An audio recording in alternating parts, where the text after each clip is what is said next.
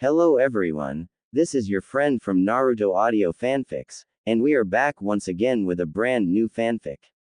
Which is what if Naruto formed an ultimate power harem with Kurenai, Tenten, Anko, Hanabi, Hinata, Sakura, Ino, Yakumo and Shizuka. Part 1. If you enjoy this story, don't forget to hit the like button, thumbs up, and subscribe to the channel for more amazing Naruto fanfics like this. So without wasting any more time, let's start today's fanfic. She watched the flames of the fireplace move in their endless dance, sitting with one hand holding a cup of sake and the other passing the fabric of her haori between her fingers. The cold November breeze sent a chill down her spine, even with the fire roaring right in front of her. Tsunade was thinking about the last events of the year. Against all odds, the 5 hidden villages were at peace, something her grandpa could only imagine in his wildest dreams. Now the 5 Kage were working as a team, a shinobi alliance, a dream that the world had abandoned. The fire's flames followed a fluid and hypnotic movement. It was endless and unstoppable, just like the will of the village that she'd led until recently. Taking the last sips of the bitter elixir, Tsunade remembered her life. Everyone saw the Senju last name as an honor, but the story was different for Tsunade. From the moment of her birth, everyone expected something from her, from her grandfather's wood element to her grandmother's chakra chains. That was only the beginning of people's expectations of her. Despite the help of her clan, she couldn't help but feel that she simply did not measure up to what people expected of the shinobi princess of Konoha. She then did the only thing she could, train and train. Her 6-year-old self would be dumbfounded to hear that her older self was grateful for the brutal training methods her uncle Tobirama applied. Once she was in the war ranks a few years later, she was thankful for how inclement her uncle had been. And if there was one thing that marked Tsunade in this life, it was war.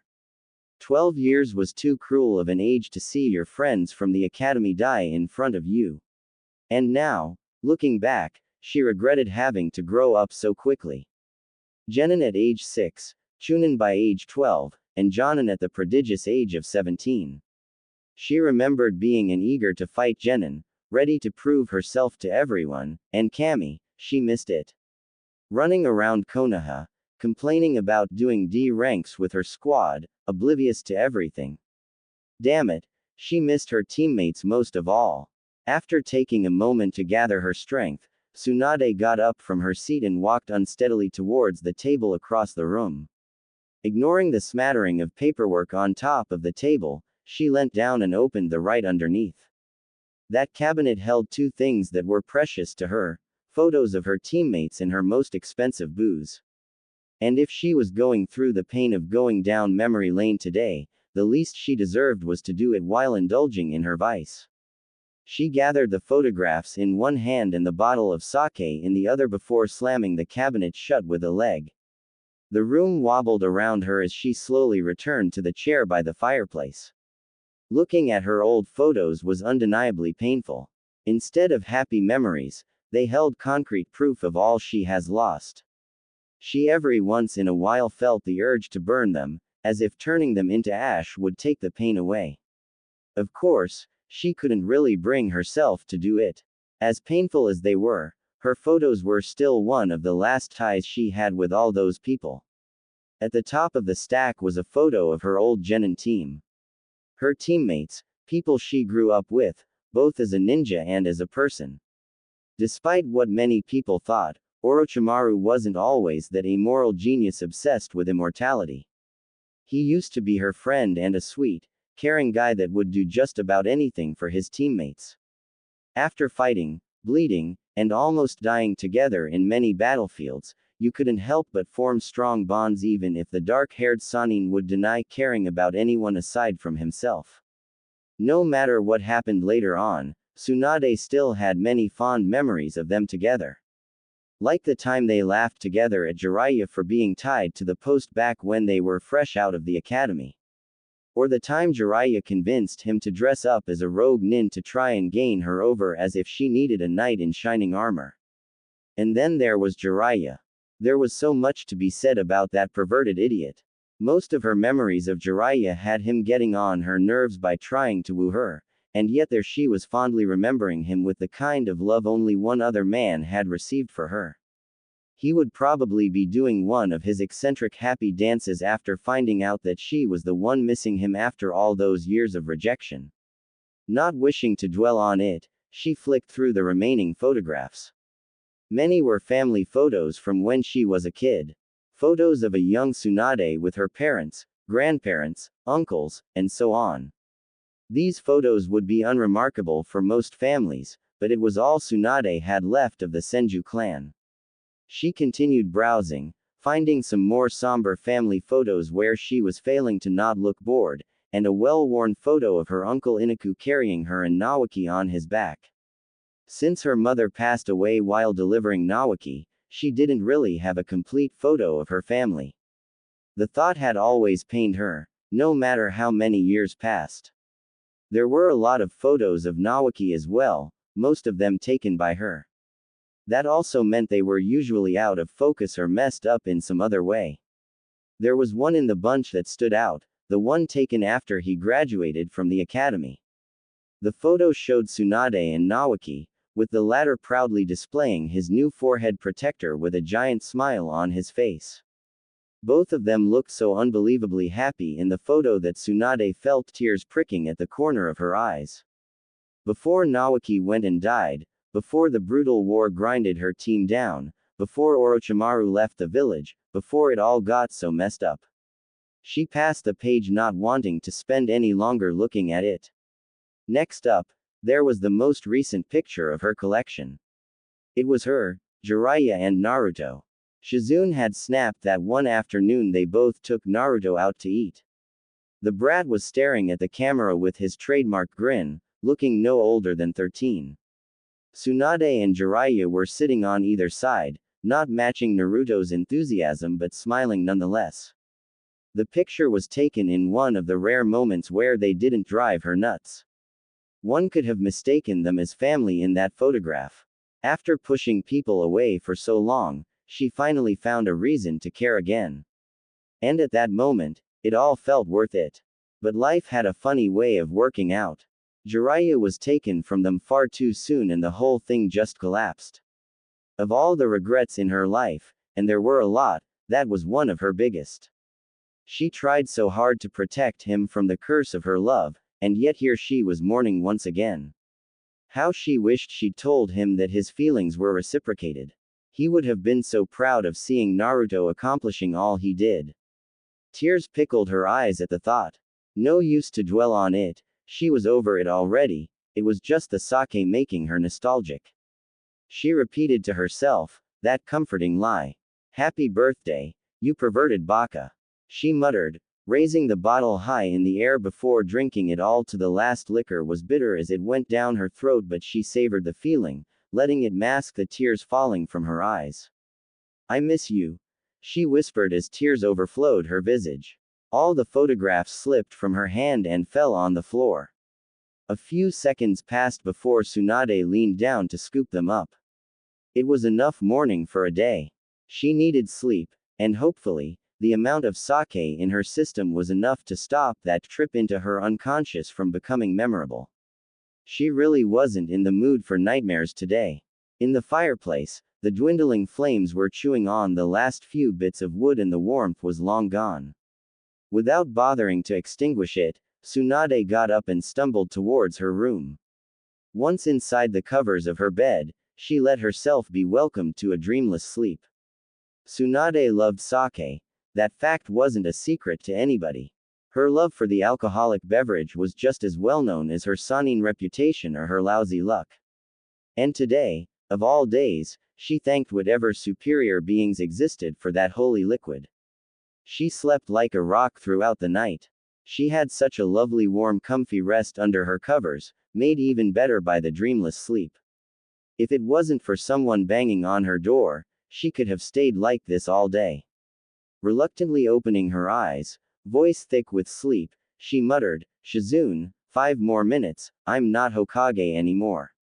The banging stopped and almost in cue she curled deeper into her bed trying to find a comfortable position once again. tossing the blanket off, the warmth inside her covers becoming too much. Her rest couldn't have lasted more than 5 minutes before the knocking sound appeared once again, this time though it was accompanied by a scream. Sun-chan. It's 9 already, time to wake up. She had to be dreaming. She had to be dreaming because there was no chance someone was using that nickname and even less that they were saying it in that voice. The same voice that woke her up every day for more than a decade. What in the hell did the sake do? Tsunade knew never to mix cheap sake with an expensive one, but this had to be a bad joke. A distasteful joke played by her unconscious because there was no way that the person she thought was behind the door could be there. Getting up from the bed faster than she had done in years, Tsunade opened the door to find an annoyed-looking woman staring back at her. Mito-ba-chan, she finally asked, voice shaking in disbelief. Tsunade was in utter shock. Did she die in her sleep? She had to be dead. There's no other possible explanation for being face to face with her grandma, a woman who's been dead for over 3 decades. Damn, Sun-chan, I know you've been drinking a lot lately, but at least change into your pajamas before sleeping. Quote, whoever knew Uzumaki Mito would have described her as a kind soul, reserved, and polite to no end. Being the Shadaime's wife, Mito learned better than anyone the art of deceit. In the commodity house, though, Mito Uzumaki was an Uzumaki through and through. No one who had shared a day of their life talking with Uzumaki Mito would describe her as a loud woman with a strong personality and a kind of raunchy humor. Then again, those people weren't the grandkid that lived with her since age 6. If people thought Tsunade had a strong personality, they'd be blown away by Mito. She was brought back from her thoughts by the sound of someone snapping their fingers in her face. What are you staring at, kid? Did the sake burn your neurons already? Tsunade had never slammed a door in someone's face so fast. Breath in. Mito couldn't be there. Mito couldn't be alive. Breath out. Senju Tsunade, you have up to the count of 3 to open that damn door. Mito's voice reverberating through the room reminded her of what she currently wanted to forget. Stop listening and start paying attention. Decades of shinobi training snapped into place in an instant, and she scanned the room. She'd found herself in an almost perfect replica of her childhood room. A massive wardrobe dominated one side of the room, leaving very little room for much else. On the other side, though, were posters, drawings, and photographs covering the entire wall. A well-built dresser occupied the space there, its surface almost overflowing with books, loose paper, and other materials. Beneath Tsunade's feet was a cozy olive green rug that covered the floor from corner to corner. Directly in front of her was a sturdy door peppered with tiny marks and some noticeable gashes carved into the wood. Behind her, a massive window bathed the room in the warm, golden glow of morning time. The large bed sat right under the window, the blankets in disarray. It had been used recently. Okay, an exact replica of the room from her childhood. One small item drew her attention in particular. A package that sat on the top of the dresser, clumsily wrapped in gaudy-looking paper. She would have kept studying it if the door hadn't been violently thrown off its hinges. Tsunade stood, frozen like a child caught with their hand in the cookie jar, as an incensed Mito Uzumaki barged into the room. Little Su-chan sneaking out for a drink is one thing, but slamming the door. In my face. Tsunade is an experienced shinobi. Scratch that, a legendary shinobi with 3 wars under her belt and a title of the Hokage with a reproachable composure in spades. Mito Uzumaki, however, was scary. Even now, when she wasn't sure if she was even awake, Tsunade felt an instinctual, familiar fear creep up inside her. A considerable part of her wanted to run up, give her a hug, clinging to her in hopes that she'd somehow make everything better. Another, more battle-hardened part wanted to throw a punch. An illusion, an imposter, or some kind of trick, obviously. People don't come back to life. Unless Orochimaru was playing one-up prank here. Though Mito's face softened once her eyes caught a glimpse of Tsunade's visage. Su-chan. Tsunade had to suppress the urge to jump back when Mito gently touched her on the shoulder. Is everything alright? Do I need to kill that frog boy? Words were caught in her throat, and she was just able to let a cry out as the urge to hug her grandma close took over.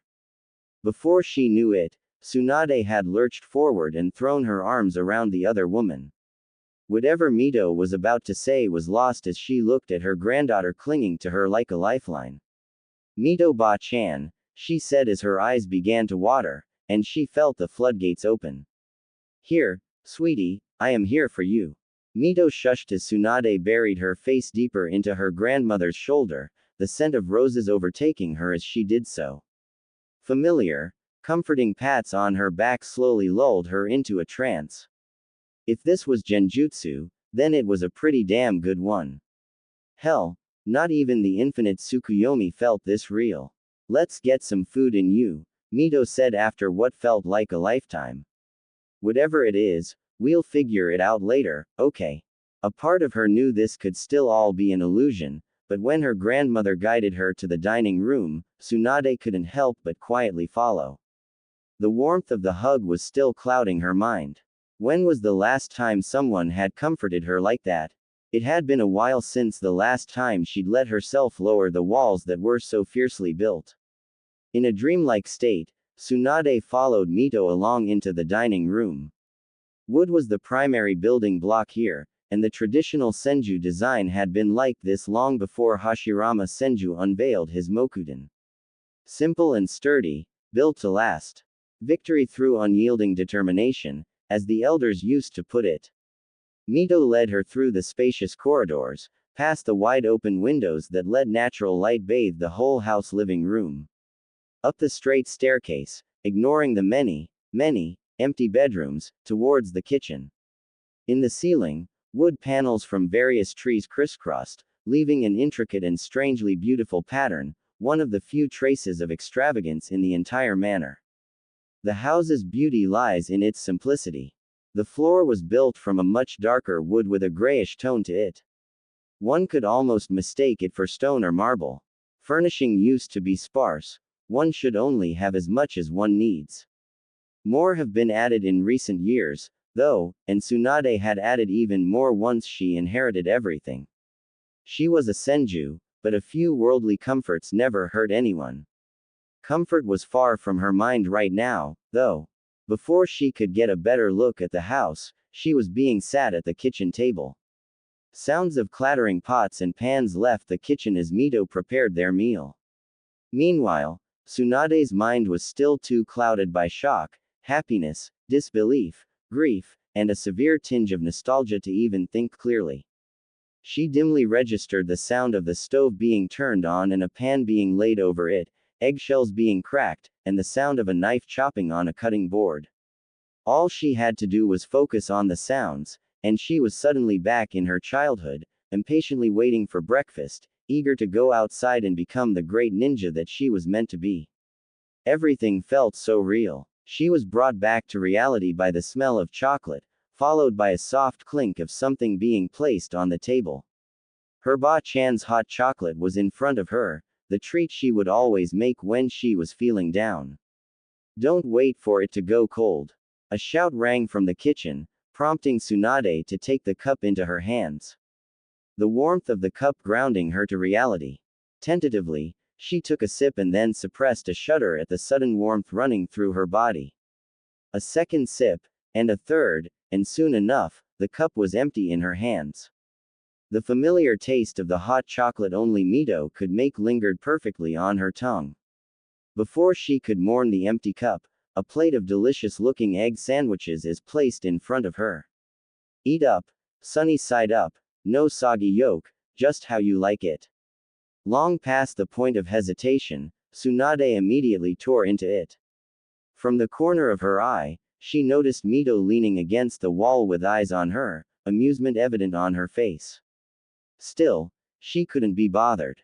It had been too long since the last time she was able to indulge the pleasure of her grandma's cooking.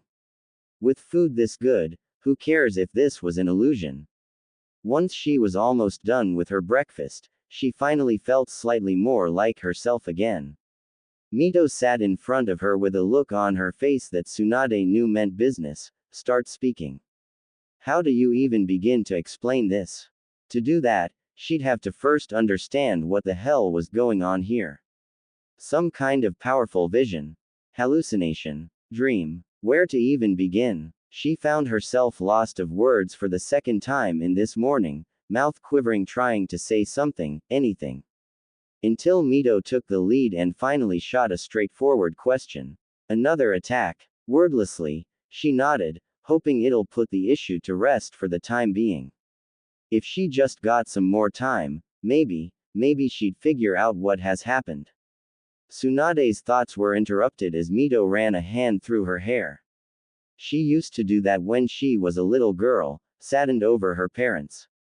It had been so many years since then, but here she was again. Wanna talk about it, Sun-chan? Mito's ability to go from the scariest person in the world to a caring, sweet old lady always amazed her. Tsunade simply shook her head no, and Mito just let out a defeated sigh before telling her to go back to her room and rest.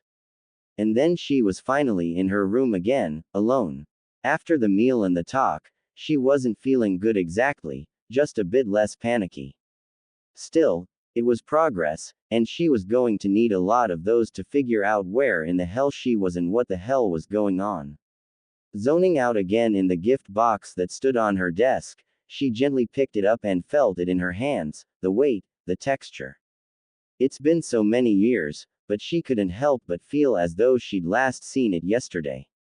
She could even remember what the card said. Maybe she was back. With unshaking hands, she grabbed the wrapping paper and deftly pulled it apart.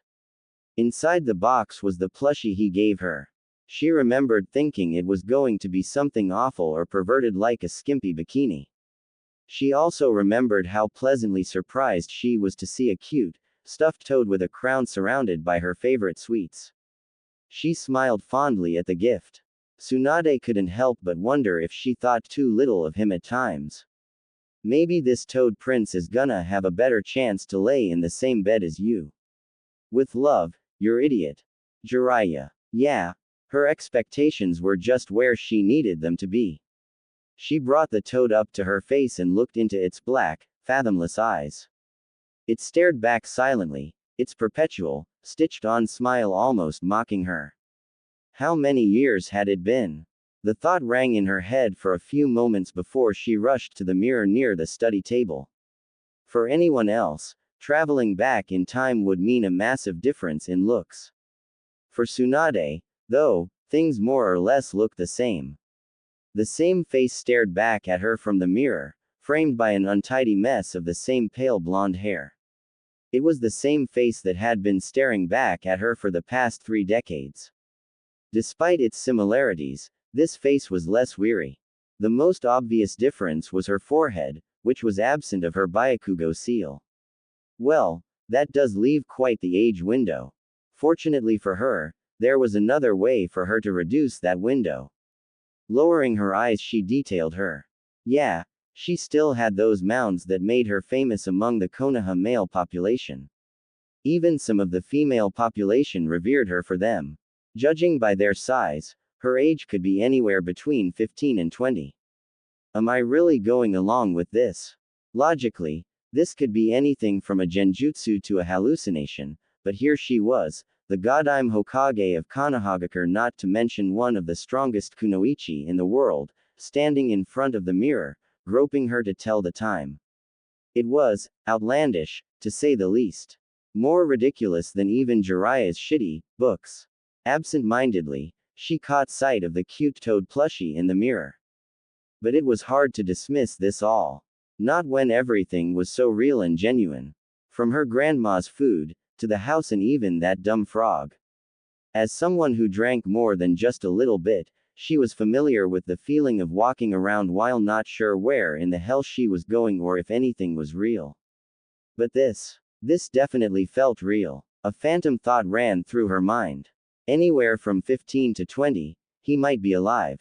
The door almost tore off the hinges as Tsunade burst out, the wood of the floor creaking with the sudden force. Stopping outside the door of the room neighboring hers, Tsunade took a deep breath before turning the door handle. She prayed she arrived in time. The room was neat and tidy, almost eerily so. It looked as if it had never been lived in, which told her everything she needed to know. She had to be at least 17. For a brief moment, the unfairness of it all felt so overwhelming that she almost felt like laughing. Even when she somehow traveled back in time, her shit luck stopped her from actually saving him. She squashed the urge to slam the door, carefully shutting it behind her instead. She didn't want to feel Mito's anger again over door slamming on top of all this. Even after decades spent dealing with grief, it still stung. She really felt like punching one of the Senju forest trees right now. She pushed those feelings down. She was an adult now, which meant she had to keep her emotions and reactions in check. Once upon a time, she could get angry, punch, and kick, and her parents and grandparents would fix everything. Things were different now. They had been different for a long time. Steeling herself with a deep breath, she entered the room once again. Naoki's room was clean and neat, much more so than it had been when he was alive. His clothes weren't strewn about, the bed was made, and the books were neatly stacked on the shelf. The action figures, as he so furiously called his dolls, were all placed on top of the desk, the same one that never seemed to be organized. The image of Naoki jumping on his bed at age 8 was etched into her. Kid had energy for ages. Slowly, she walked over to his desk and crouched down, inspecting those so-called action figures. Tiny ninjas stood on the desk, striking various action poses. She especially remembered the time they gave him the Hashirama figure. That toy wouldn't leave Naoki's hands for at least a year after that. He was so excited about becoming a ninja as strong and respected as their grandfather. She turned away from the row of tiny ninjas and knelt in front of the bed. With her superhuman strength, she easily lifted the bed up with one hand and examined one of the bed's wooden panels that looked a lot like one of the many ninja tricks she had learned in her early teens. Their grandmother was quite strict about food in the bedroom, as well as some other things. So, she and Naoki had to resort to some cunning measures to protect some of the precious belongings. Precious belongings usually meaning chocolate, toys, Uncle Tobarama's scrolls, or a pair of magazines slid from between the wooden panels and fell on her lap. The covers displaying women in different states of undress. It wasn't hard to guess who could be behind that one. There was no lack of perverts in Konoha, but only one would be this brazen. A tick mark appeared on her forehead. Jiraiya. Her thoughts of bloody revenge were interrupted when something else slid down and landed on the ground. A hat, but not just any hat. A red cage hat with the fire kanji prominently drawn in the front. She'd seen and worn a similar one many times during her reign. This one, though, was special. Memories of Naoki doing poses with it, shouting things about how Naoki the amazing Hokage would save the day in front of her bedroom mirror dissolved her anger. She ran her hand over the velvety fabric of the hat, still not worn out even after all this time. He must have taken especially good care of it. How long has it been since she paid her respects to him? His grave, his room, this house, and even this hat, were all lost when Konoha was after she spent a good time in coma, just to wake up with little time to prepare for a war. But that hasn't happened yet, now has it? At least if her theory was correct. And that meant, suddenly, she was on her feet with her heart beating in her throat. She needed to go outside and see for herself. After leaving a written note on the fridge to Mito saying she would be back soon, she left the house. The same pathway that led the way from the Senju Gardens to the entrance of the compound covered in acacia trees formed a beautiful, natural arch that covered the path. The whole Senju compound was densely forested, one that rivaled even the forest surrounding Konohagakure itself, so it was often called the Senju forest rather than compound. Massive trees of different kinds stood strong, and their foliage wove together so tightly that only scattered beams of light reached the ground. And even that ground was treacherous to those who weren't familiar with the place.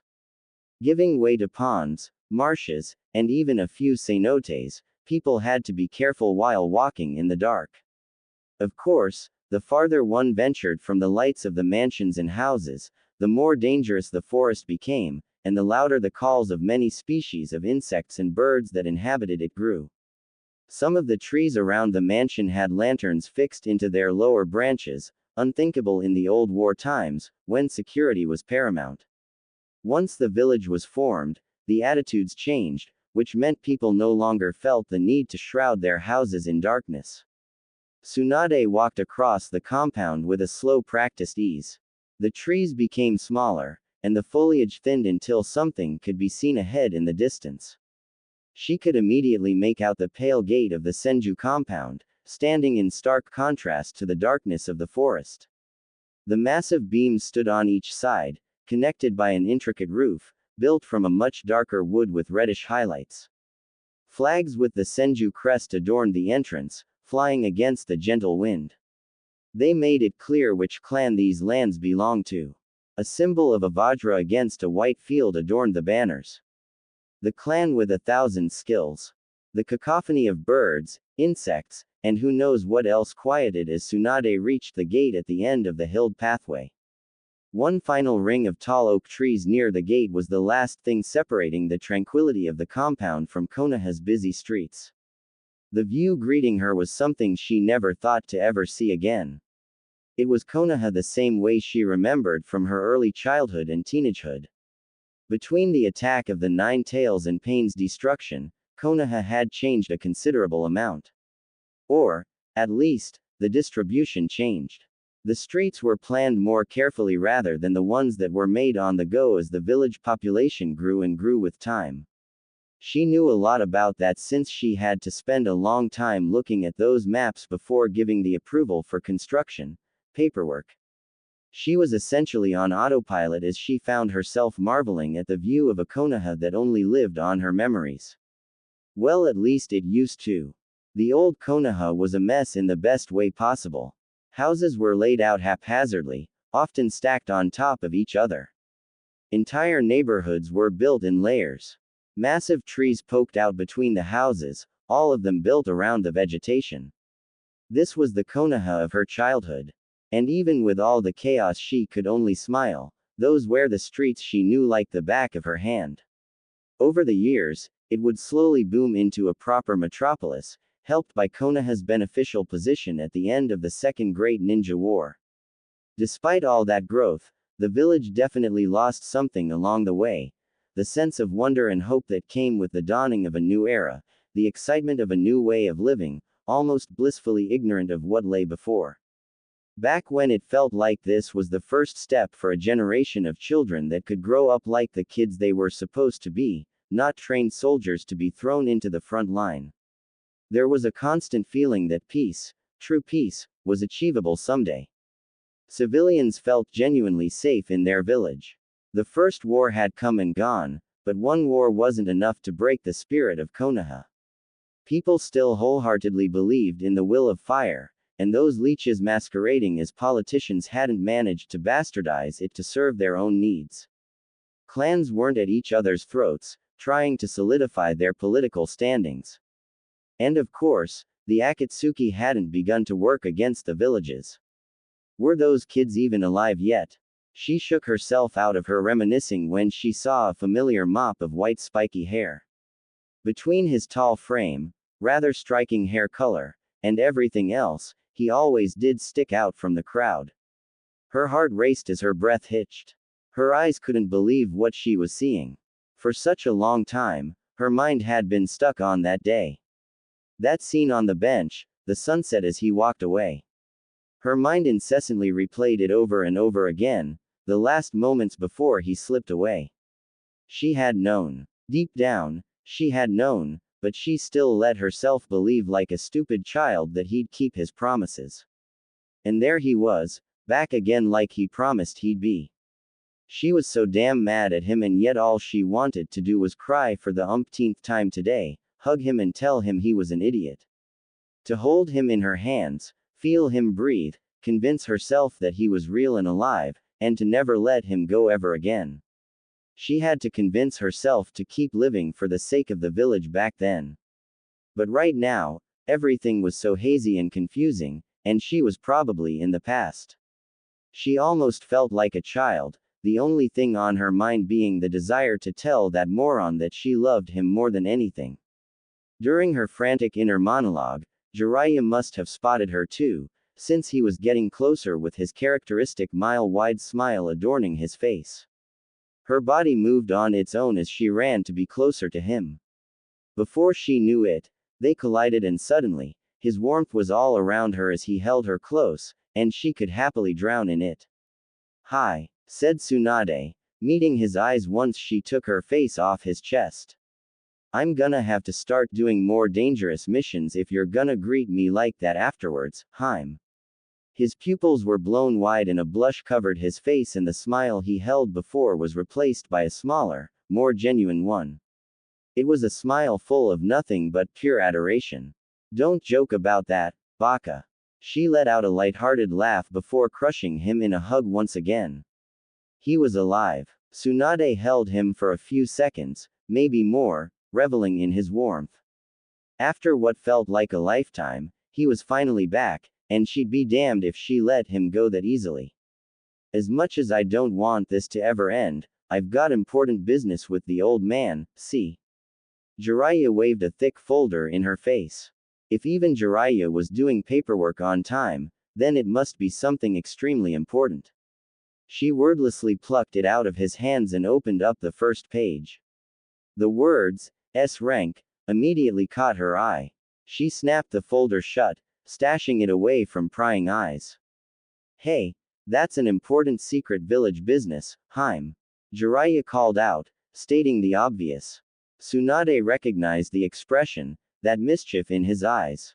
It was a sign that he was up to something that might lead to him getting punched. And sure enough, before Tsunade could do anything, he quickly reached out and took the hat she had been carrying. "Very mature." Tsunade snorted, but Jiraiya ignored her, focused completely on the hat instead. Right now, he'd brought the hat up to his eye level, studying the thing with the air of a scientist in his lab. He'd probably realized by now that it wasn't a mere copy. And then with a grin, he placed it on top of his head.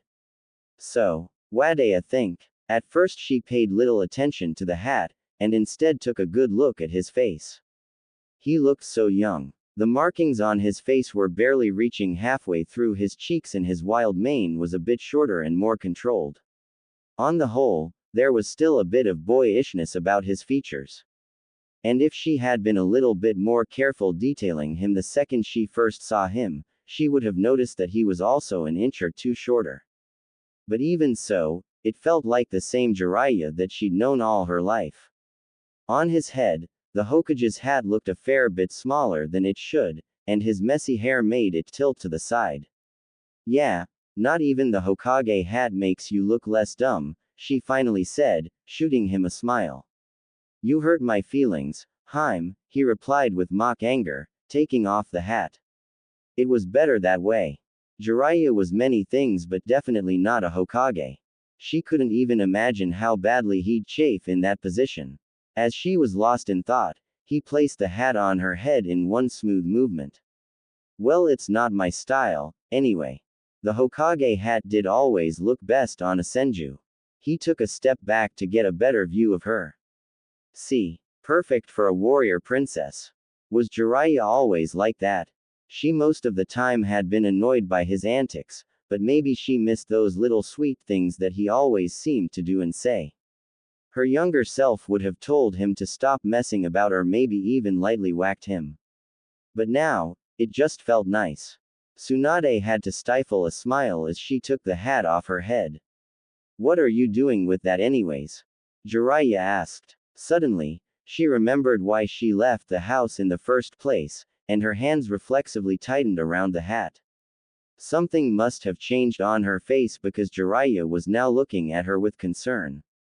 For a fleeting moment, she pondered on telling him where she was going, but time was of the essence. Plus, he definitely had enough on his plate right now. "Before you go, thanks for the toad, I loved it." She shoved his folder back at him, quickly changing the subject before he could even ask a question. Now go. Sarutobi-sensei must be waiting for the feedback of this mission. Harem, you were supposed to open it on your birthday. A look of incredulous shock came over Jiraiya's face. It's a birthday gift, it's in the name. Shouldn't have given it to me early then. She stuck her tongue out at him. It was so easy to fall into their old dynamics, wasn't it? The white-haired man snorted. Once I finish reporting to the old man, you're gonna see, Harem. The second he left, Tsunade turned away from him and forced herself to not look back. Looking at him leaving the same way he did last time would only bring back bad memories. He wasn't leaving for a dangerous mission this time. Just a meeting with the Hokage. Nothing will happen. Still, she couldn't help the bitter taste it left in her mouth. She pushed those thoughts down. She had places to go and important business to attend to. She took a deep breath and repeated it in her head. Nothing will happen. Tsunade started walking, but her first 2 steps wobbled, a part of her mind still overwhelmed by the newfound emotion.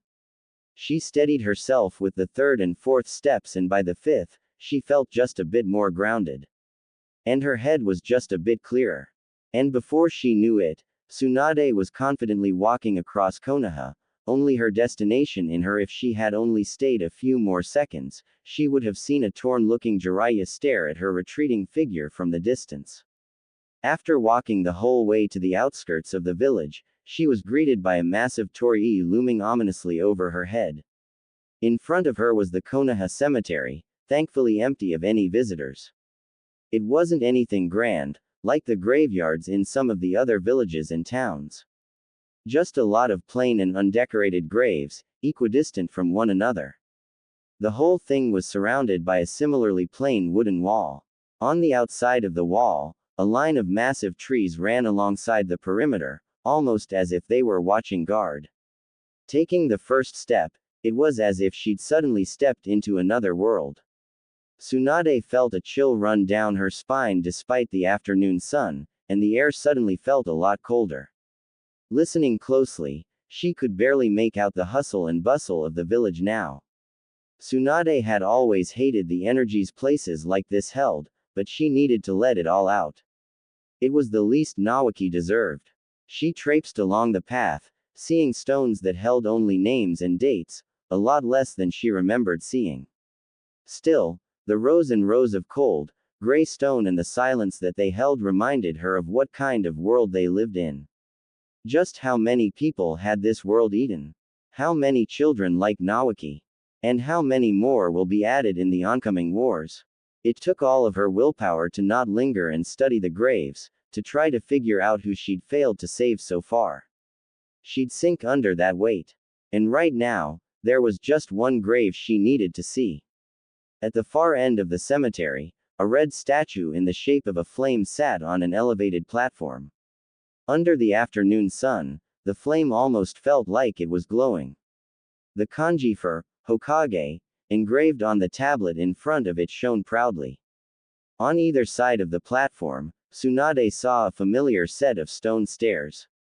They led up the platform, around the statue, and towards a hidden entrance that only a few people knew about. Her gaze lingered on the statue for just a second before she forced herself to continue onward. Quickly climbing the stairs going past the statue, she found the small door built into the wall of the cemetery. On the outside, it looked like an abandoned entrance, but it was actually a door to a Senju shrine, the place to worship gods she had long since stopped believing in. Opening the door, she was greeted by a familiar dirt path decorated by lots of massive trees. It gave the impression that you were roaming inside the forest that surrounded Konoha. The air was pleasantly cool as she neared the shrine, a far cry from the oppressive chill of the cemetery.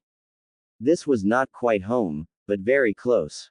Where all the Senju rest, their days of serving or sacrificing now long gone. The torii at the shrine entrance was much smaller than the one on the cemetery. In its age, the wood had darkened, and moss had made its home along the 2 pillars. Said pillars more closely resembled tree trunks, by now. The shrine had been part of the Senju since the early days of the Warring States era, long before Hashirama Senju was even born. The years on it were more evident than she ever remembered. In fact, nature had taken back most of the structures around here. Ferns and wildflowers peeked out from between the cracks on the stone staircase, and the remaining statues were almost unrecognizable from the nature reclaim. Her clan preferred it that way, and so did Tsunade, if she had to be honest. The plants breathed a certain life into the shrine that was lost in the village cemetery. The Senju always believed in surrounding themselves with life.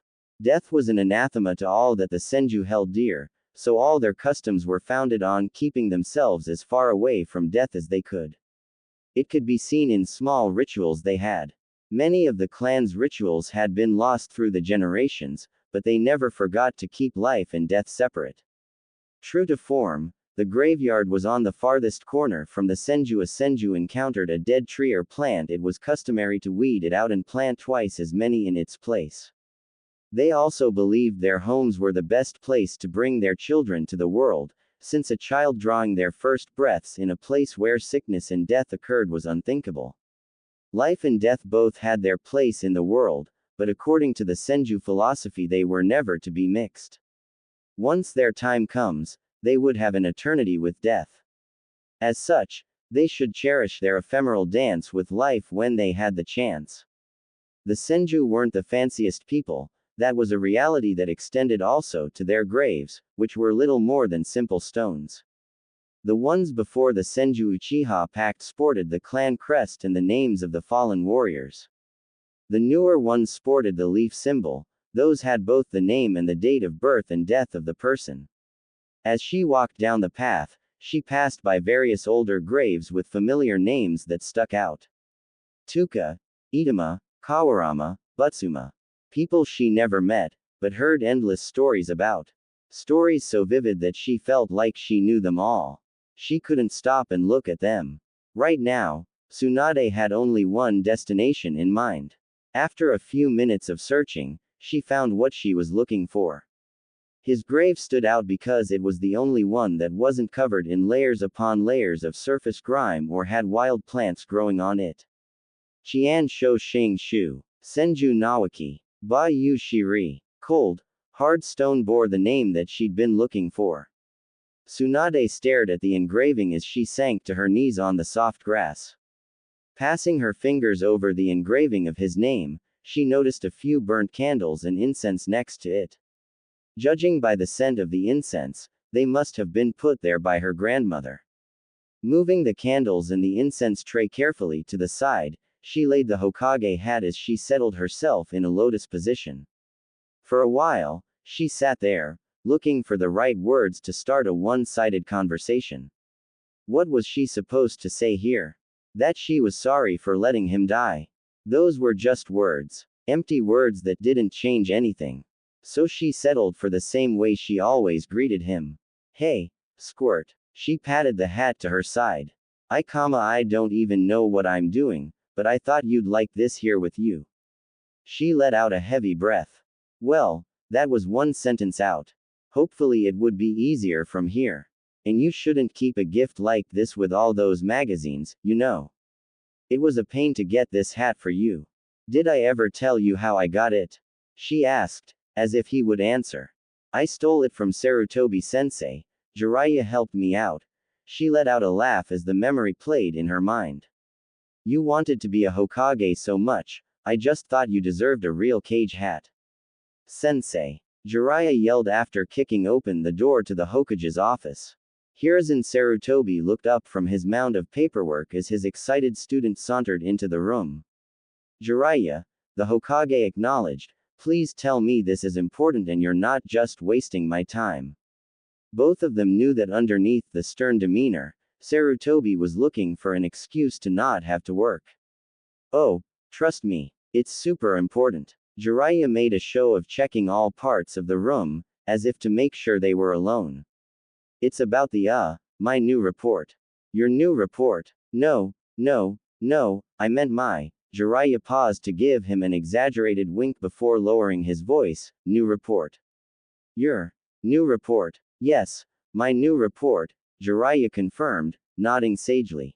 A not so insignificant distance away, Tsunade cursed her fate at having to hear those two in her team. Well, in that case, it's a matter of utmost urgency. Was he seriously saying that over reading a smutty rom-com novel? Placing the hat on the desk, he quickly strode towards the door. Behind him, Jiraiya followed, stifling his giggles as he closed the door. Seconds later, Tsunade shot through the window, left open by Jiraiya, and landed expertly on the floor. The Anbu guards had followed the Hokage, and the remaining guards outside were being kept busy with some bureaucratic nonsense cooked up by Orochimaru. That left a moment of opportunity, one that Tsunade seized without a second thought. Tsunade quickly swiped the hat from the desk, making sure to leave anything else untouched. She then escaped with her bounty, shooting through the window the same way she came in. Later on, she stood in the entrance of the Ninja Academy waiting for Naoki to come out. Today was the day he was officially going to be made a genin. Well, he still needed to pass his practical test, but he didn't need to know that part. Her wait was over when an overly excited Naoki came out of the building shouting, with happy tears he would argue weren't there in his eyes. The forehead protector clutched in his hands said all she needed to know. "Nei-chan, I made it. I made it. I am a real ninja now. See, I told you you were gonna pass. You weren't one of the best only because of your cute face." "I'm not cute, I'm amazing." "You're cute and amazing. Now hurry up. Grandma made lunch. All your favorites, Mr. Real Ninja." Tsunade ruffled his hair, and you know how she gets when we're late for lunch. A shiver ran down both Tsunade and Naoki's spine just thinking of their grandma's legendary fury. After arriving home, they saw that Mito had prepared enough food for an army. Naoki's eyes instinctively drifted to the sweets, especially those little red guava and coconut balls that Mito only made for special occasions. He eagerly reached out towards the sweets, before a glare from Mito stopped him on the spot. "Do you think I am going to let you eat those while the rest of the meal is untouched?" Mito scolded. Despite the harsh tone, Tsunade noticed an undercurrent of amusement in her voice. After all, Mito was in a good mood. Signaling the dishes that laid across the table. Fried plantain, beet and potato salad, generous servings of rice, dango, and some fish stew as well.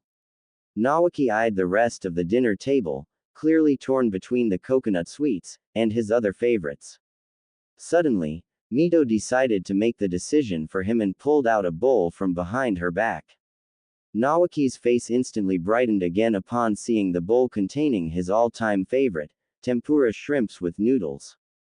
"Thanks, Grandma, you're the best," he said before stuffing his mouth as if he had never eaten before. "Where are your manners, young man?" Mito reminded, her tone a fair bit less harsh than it usually was. "You are now a fully grown genin."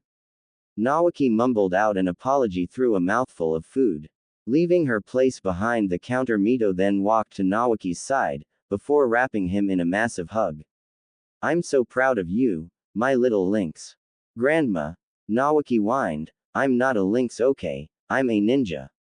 "A real ninja." He pointed at the headband that now rested in his forehead. "A real ninja, huh?" Tsunade thought, looking at the boy trying and failing to wriggle out of the hug. She couldn't help but laugh. Once the celebrations were over, and the food-induced coma had worn off, Tsunade called Naoki to her room. The latter suppressed a yawn as he entered, his new and shiny forehead protector still wrapped tightly on his head. "Look alive, squirt," Tsunade called out, "it's time for your gift." Naoki immediately perked up, all signs of sleepiness disappearing from his face. "Close your eyes and don't cheat." Almost on cue, Naoki put his hands over his eyes. She gingerly placed the too large hat on his head and guided him to the mirror. "Now open them." The hat was definitely too big on his 9-year-old head. The cloth that surrounded it made its way past his shoulders all the way through his chest, and it looked like a massive beach hat on him rather than a cage hat. "Is this?" Complete disbelief was evident in his voice. Tsunade gave him a slight nod that confirmed his suspicions. Nei-chan, this is perfect. I love it. He was literally jumping for joy in that moment, tackling her in a hug. Thank you, thank you, thank you. Nawaki continued babbling until he ran out of breath. Tsunade couldn't help but smile at the look on his face. That look of ultimate awe just made everything worth it. He was so happy about it. Tsunade sat there with her mind lost in a haze of old memories as the sun slowly inched towards the horizon behind her. The silence of the shrine was broken only by the wind rustling through the trees. Those were good times. Nawaki was still alive, and her team were still free to be kids, not torn apart by war and heartbreak yet. Back then, Tsunade felt like it would last forever. She wished she could stay in those memories forever, where everyone was alive and nothing hurt. But that would just be living with her head in the clouds. Sooner or later, she'd fall and hit the ground. And that was the reality. The cold, hard reality that Nawaki was dead and buried under this ground. Taken from the world far, far too soon because of an insane political conflict. No heroism, no nobility, just the corpse of a child. And that reality was what made Tsunade turn to alcohol and gambling the first time around. Trying to find cheap thrills that made existing bearable again. Anything that made her feel something aside from the pain and void of grief. She still remembered that moment when she decided to leave the village. Drowning in a haze of alcohol, grief, exhaustion and God knows what else. Filled with disgust at herself, and the people around her. Wondering if that was really it. Tsunade brought a hand up and wiped her eyes, accidentally smudging a bit of dirt on her face. I'm sorry. Her words were soft, almost lost between the sound of the wind. I should have come sooner, should have stopped you from going on that mission, should have. She felt a shudder rack her body, almost making her double over. From deep inside her, she felt an urge to lash out. Drive her fist into the ground with all her strength, turn the whole place into a crater. For a few long seconds, she just sat there, all her muscles tensed, hunched over and holding her breath. Far into the distance, she could make out some birds chirping incessantly. She was still here, still in the graveyard. Slowly, she released her breath and one by one, loosened her muscles.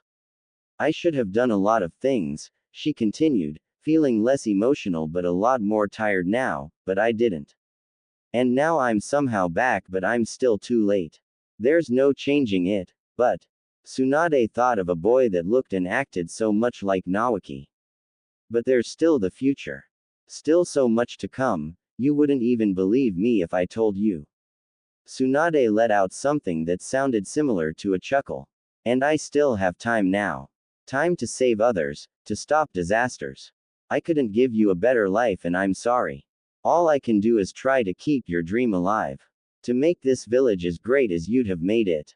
Sure, she was still cold, tired, afraid, and sad, but at the same time, there was something else. Something Tsunade hadn't felt since the day she went against Madara, nothing to lose and everything to win. At that moment, she felt that same drive. And even then there was another thing. What she felt was a fire running through her body. I'm changing this rotten world for you, kid. I'll make sure no other child has to suffer the same fate as you. Slowly, Tsunade got up from her position on the ground. Giving one last look to the grave, she spoke, one day, long into the future, I'll return to you and you'll be proud of me. And that's a promise. If you ask Jiraiya what hell felt like, at this moment, he would tell you it felt like sitting in an uncomfortable chair and explaining the last 3 months of your life to his sensei. Writing a report over an S-ranked mission was enough of a chore. Having to verbally deliver said report was another matter entirely. It didn't help that he knew he should be somewhere else. Normally, successful mission reports were short, sweet and to the point. However, Jiraiya's recent mission to Suna was only a success on technicality. So there he sat, going over the specifics of his so-called reconnaissance mission to the land of wind. Behind his desk, Sarutobi laid down the written report, a loud breath leaving his mouth as he finished reading it. So you're telling me he's dead? Jiraiya sharply interrupted his teacher. And before you ask, he added, I am completely sure. Even examined that bastard's corpse. He shuddered at the less than pleasant memory. Sarutobi said nothing for a few long seconds before taking a long drag from his pipe. Jiraiya watched as he slowly moved towards the window before letting out another plume. He smelled pretty bad, you know. Jiraiya continued, trying to fill the silence. He was known for being blunt and brash, and normally would be able to keep said bluntness under control, but today his patience was wearing thin. The Hokage stared out the window for another long moment before speaking. So it's starting already, huh? The second cage, dead. It's been a long time coming, it's been incident after incident. The truce we've enjoyed for the last 5 years was fragile at best, and killing a village cage is the last straw, said Orochimaru in his characteristic uninterested fashion.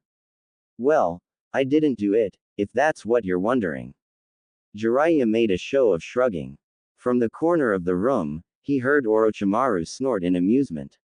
As much as he pretended to be a stick in the mud, Jiraiya knew he secretly enjoyed his jokes. What's the reaction like in Suna? Sarutobi asked, ignoring his last statement. Shaman's tribe is calling for blood. Jiraiya answered. The general public is under the impression that Iwa is responsible. Sarutobi simply hummed in response. Considering the wounds and how precise the job was, though, it's been locker room gossip that it was an inside job. And what do you think? Sarutobi prompted. Well, something that's pretty clear in Suna is that the people inside the village are as different as the colors of the sand in the desert. The village is the newest one, and they run themselves as tribes rather than a unit. And the word on the street is, Jiraiya continued, many of the tribes weren't happy with how things were being run. Also, if it was Iwa, they'd blow half the village up as well. No such thing as too much force when a cage is involved, you know. Added Jiraiya, trying to lighten the mood. But would any of the tribes dare go against a cage? Orochimaru interjected, still slouching in the corner. This was a question that Jiraiya had asked himself many times during his mission in Suna.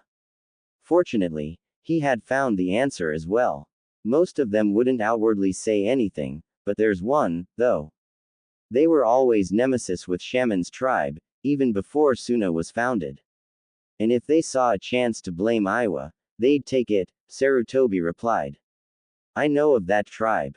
Strong, skilled, and above all, foolhardy. Even then, Jiraiya responded, staging something like that in the middle of a tense piece is a stupid move. They're launching their whole village into the front lines again.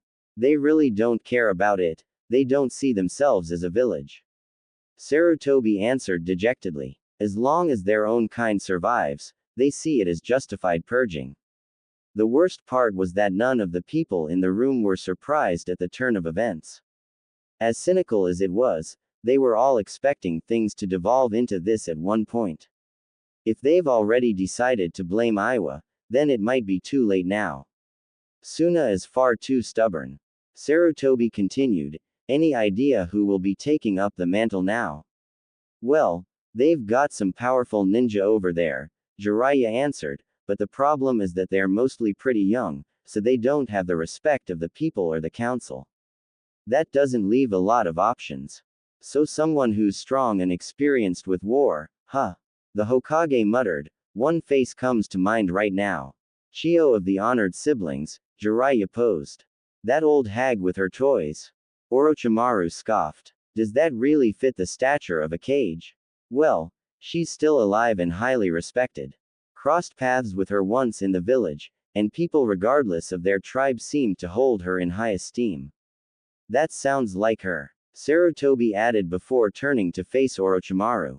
And don't dismiss her puppets as mere toys. I taught you better than this. I know from experience that she's very dangerous, far more than she lets on. Orochimaru said nothing, criticism just sliding off him like it usually seemed to. But they all knew that he got the message now, don't underestimate her. Many had learned that lesson the hard way. Besides, anyone who's given Hanzo of the Salamander a good fight is more than worthy of the hat. the Hokage added. Of course, Orochimaru replied, not seeming impressed in the slightest. And if that's the end of the report, I'll take my leave. Jiraiya watched as his friend quietly exited the room without waiting for a reply.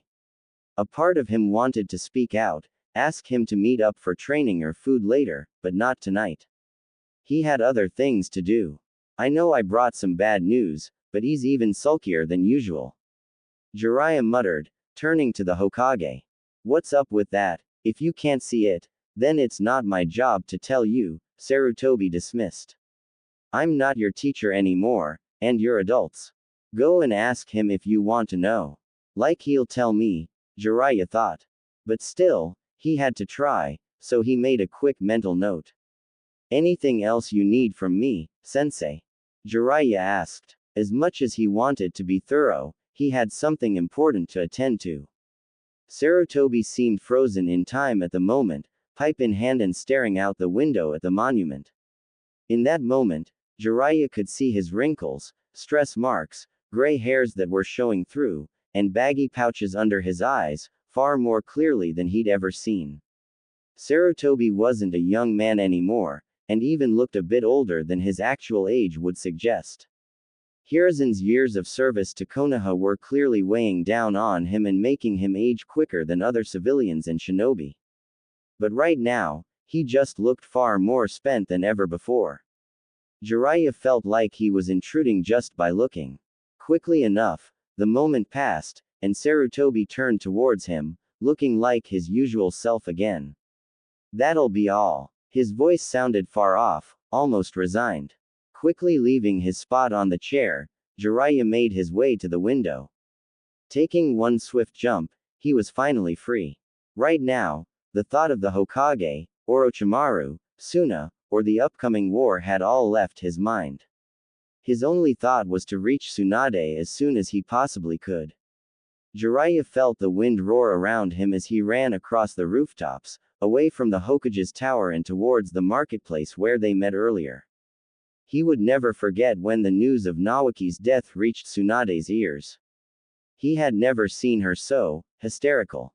That little kid was the light of her life, and it felt like losing him had destroyed her completely. He perfectly remembered those eyes that still haunted him to this day. Up until that point, he had seen Tsunade in almost every emotion in the spectrum. He had seen her anger and felt it too. That time she caught him spying on him still made him shiver. But the look in her eyes that day was something that was etched into his memory. He'd never seen her so lifeless. He'd never seen her eyes carry so much pain and grief. When they met earlier today, he could still see lingering vestiges of her grief. She was doing a better job of hiding it, but to him, it was clear as day.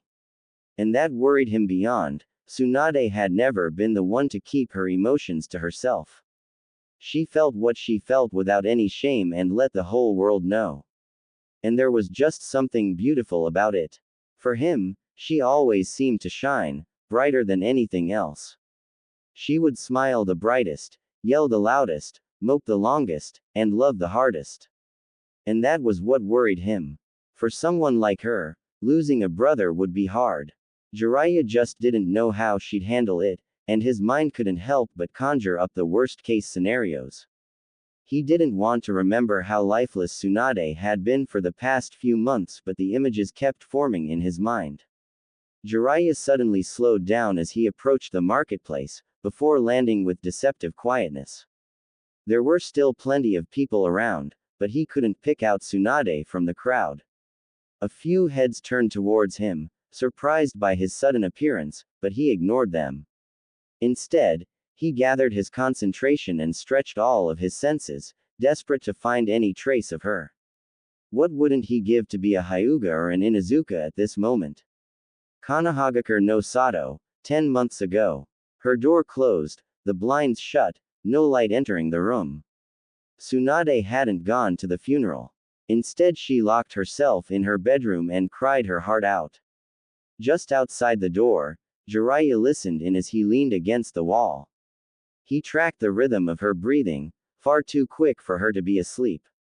He wanted to throw open the door and go inside and hug her, tell her to cry it out, that he was gonna be there, and that sometime in the future everything was gonna be alright. But here he was, frozen, too much of a coward to do anything. It was hell. Just sitting there, not being able to do anything to help and just waiting for something to happen and things to magically get better. He was just useless and all he could do was wait for her. Every so often, he heard a small whimper, and he felt his heart drop for a second before a sudden feeling of helplessness passed over him. He was Jiraiya, a ninja, a man of action, but the paper-thin wall between him and Tsunade felt almost impenetrable. Between her breathing, the hard wooden floor under him, and the myriad of sensations in his stomach, a sense of tiredness crept upon him. Laying his head on his arms for a second, closing his eyes. Before he knew it, the world, his aches, his worries all disappeared and he was whisked away.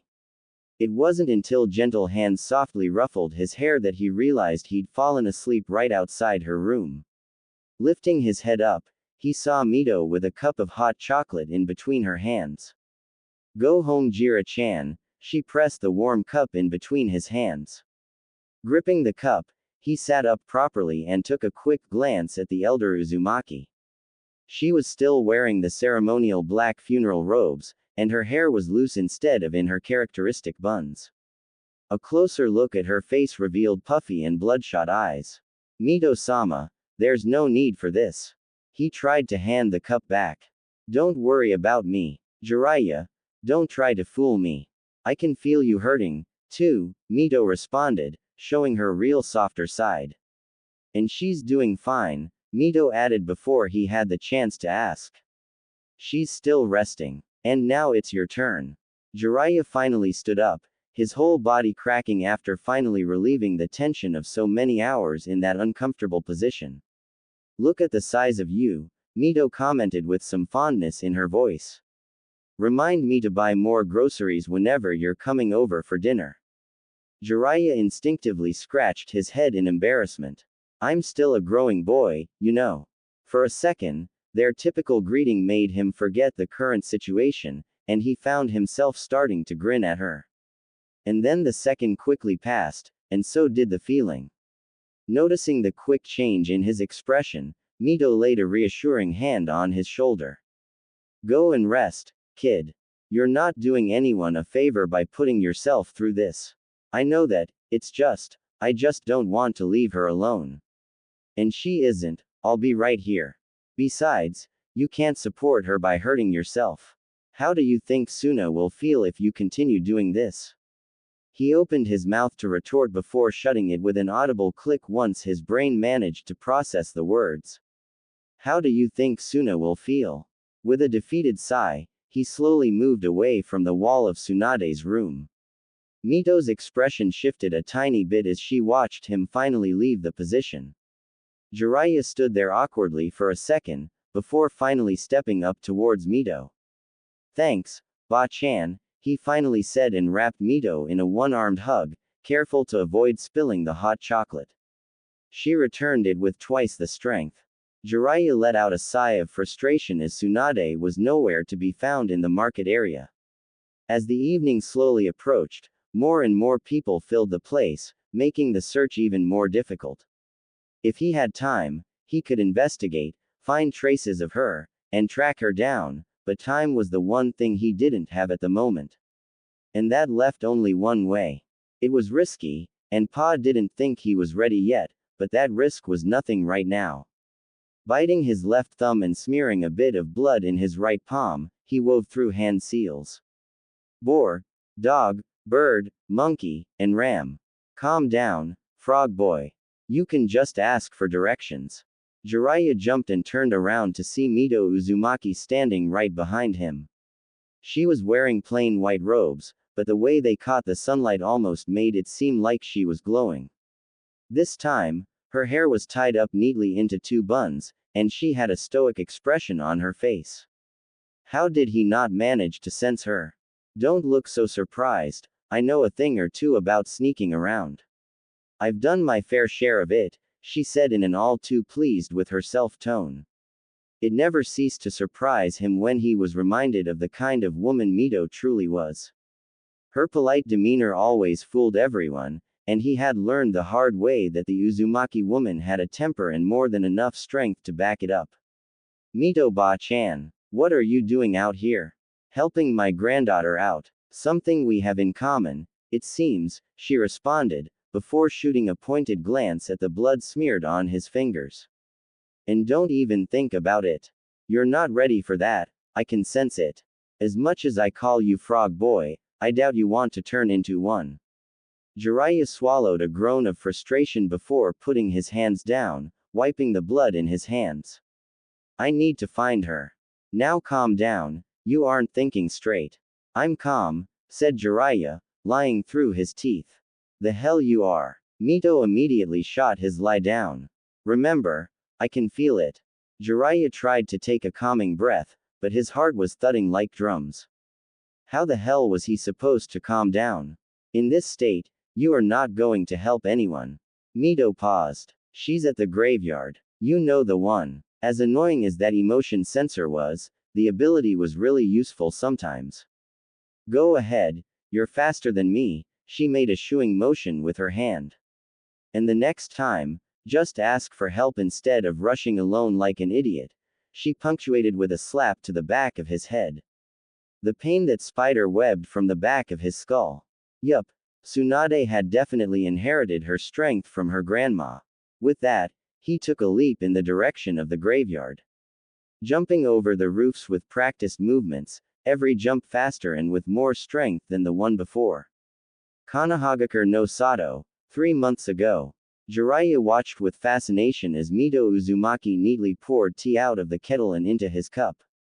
He was completely full right now, of course, but she'd already decided to make him tea, and he wasn't going to tell her no. I think that's enough tea, Mito saw. The rest of his words died in his throat as Mito gave him a quick glare. I thought we were past formalities at this point, Jiraiya. But she's just too scary. Even with her express permission, the thought of informally addressing Mito Uzumaki was a scary one. However, Jiraiya was just the brave warrior to tackle this challenge. I think that's a bit too much tea. Mito Ba-chan. No it isn't, she responded without missing a beat. She filled his cup to the brim, adding some biscuits to the side. So what brings you here this afternoon? Jiraiya immediately felt an uncomfortable knot in his stomach at the question. Quietly, he produced a package from the inside of his robe and placed it on the table. I'm being sent to a mission for the next few months in Suna. He took a sip of tea. You know how the tensions are with them right now, so I just wanted to leave this thing here just in case. Mito took the package in her hands and inspected it without saying a word. It's a birthday present for Tsunade Harem, he hastily added. Mito didn't react to his addendum and continued closely examining the gift. After a few slow seconds, a small smile crossed her face. It better not be a bikini, Jiraiya. Oh, definitely not. Jiraiya almost jumped from his seat and hastily denied the accusation. Perhaps a bit too hastily. Not at all. I'd never do something like that, you have my word. Are you saying that you'd refuse to buy her a bikini if she asked? Mito questioned, shaking the package for emphasis. Or do you think she'd look ugly in one? Jiraiya's brain screeched to a halt as he wondered how to respond. Either way felt like a trap, and one wrong move here would leave him dead. His frantic thoughts were interrupted as Mito whacked him on the head with the package. Stop fretting, she ordered. Jiraiya responded with a nervous salute. Wait, what the hell am I doing? Mito just shook her head at his awkwardness. It was only when Mito laughed out loud that he realized he'd fallen victim to one of Mito's jokes. Well, she called them jokes. Jiraiya thought torture was a better descriptor there, but he wouldn't really voice that opinion. I guess being nervous is better than being morbid, she finally said after her laughter subsided. Seriously, kid, your face was everything. She flipped a switch, her tone now serious. Don't even fathom the thought of dying. If you do, you are leaving the door open for it to happen. I'm just trying to be realistic, Jiraiya protested. I mean, you just don't know how a mission can go. Believe me, I know better than anyone what you mean, but just thinking about the possibility strips you of the will of fighting to make it out alive. She put both of her hands on the table and leaned towards him, getting almost uncomfortably close. You don't win battles by thinking about being defeated, she added with no small amount of ferocity, and Jiraiya felt a shiver run down his spine as she continued. And you don't live a good life by constantly expecting to die. There were a few times when Jiraiya felt there was something just wrong with Mito Uzumaki. Well, not exactly wrong, but there was something scary about her in a way that didn't feel right. He'd fought scary people, been in battles, and seen a fair bit himself, but these small moments with Mito dwarfed it all. As if there was something frightening lurking just underneath her skin, ready to burst out at any moment. Jiraiya's thoughts were interrupted as something whacked him across the face once again. OWW. He stumbled backwards, falling off his chair. The hell was that for? If I were an assassin, you'd be dead, Mito replied matter-of-factly. Because you were spacing out in the kitchen instead of answering my questions. Or you could take a misstep in the forest outside, she continued, fall into a pit and get bitten by something venomous and die. Or a shopkeeper sells you poisoned food and the next morning, you shuffle off the mortal coil. Was that supposed to make me feel better? Jiraiya asked, rubbing his cheek. You could die at any moment, even right now, even this very evening. And you sulking about it won't change anything. So don't mourn your death when you are still living. I get it. So you're saying that I should stop worrying too much about dying and go ahead and buy that bikini for her. Of course, some ways of dying are more painful than others, Mito reminded him, cutting his celebrations short. Her face softened. Just make sure to come back alive. Her usual demeanor returned. Also, you shouldn't be giving this gift to me anyways. She is in her room, and soon Chan is going to be even more pissed at you if you leave without saying goodbye. You're right, Ba-chan. Jiraiya leapt to his feet and gave her a mock salute. I'll be off then. After Mito's unorthodox pep talk, he now actually felt ready to face Tsunade and blow her away with his amazing gift. With newfound confidence in his step, he stepped on the wooden plank of the staircase. Instead of feeling the familiar thump of his feet against the wood, there was nothing. He had been running so fast he didn't realize the fact that he had run out of roofs to land on until he jumped and landed harshly on the ground. Talk about great ways to stop spacing out, he thought as he dusted himself off before setting off again. As he rushed towards the graveyard, heart thudding so loud he couldn't hear anything else, his mind wandered back to that moment. Kanahagakure no Sato, 3 months ago. There he stood, that door. Lately, it has been feeling more like an iron wall rather than a door. He took a deep breath to collect himself. The confidence he felt at the bottom of the stairs was rapidly waning, so he had to do it before it could empty. Right now, knocking lightly 3 times, and there he stood waiting for it to open. He'd had his fair share of action in his life, yet there he was, on the verge of a nervous breakdown because of a damn door. He consciously regulated his breathing to keep his heart from pounding its way out of his chest. But underneath the nervousness, fear, and worry, there was still something else. An eagerness to see his friend, and hope. Just that hope that maybe this time, Tsunade would be closer to her old self. And because of that, he couldn't allow his fear to overtake him. He just couldn't. Just as he brought his hand up to knock again, the door creaked open, revealing a rather disheveled-looking Tsunade.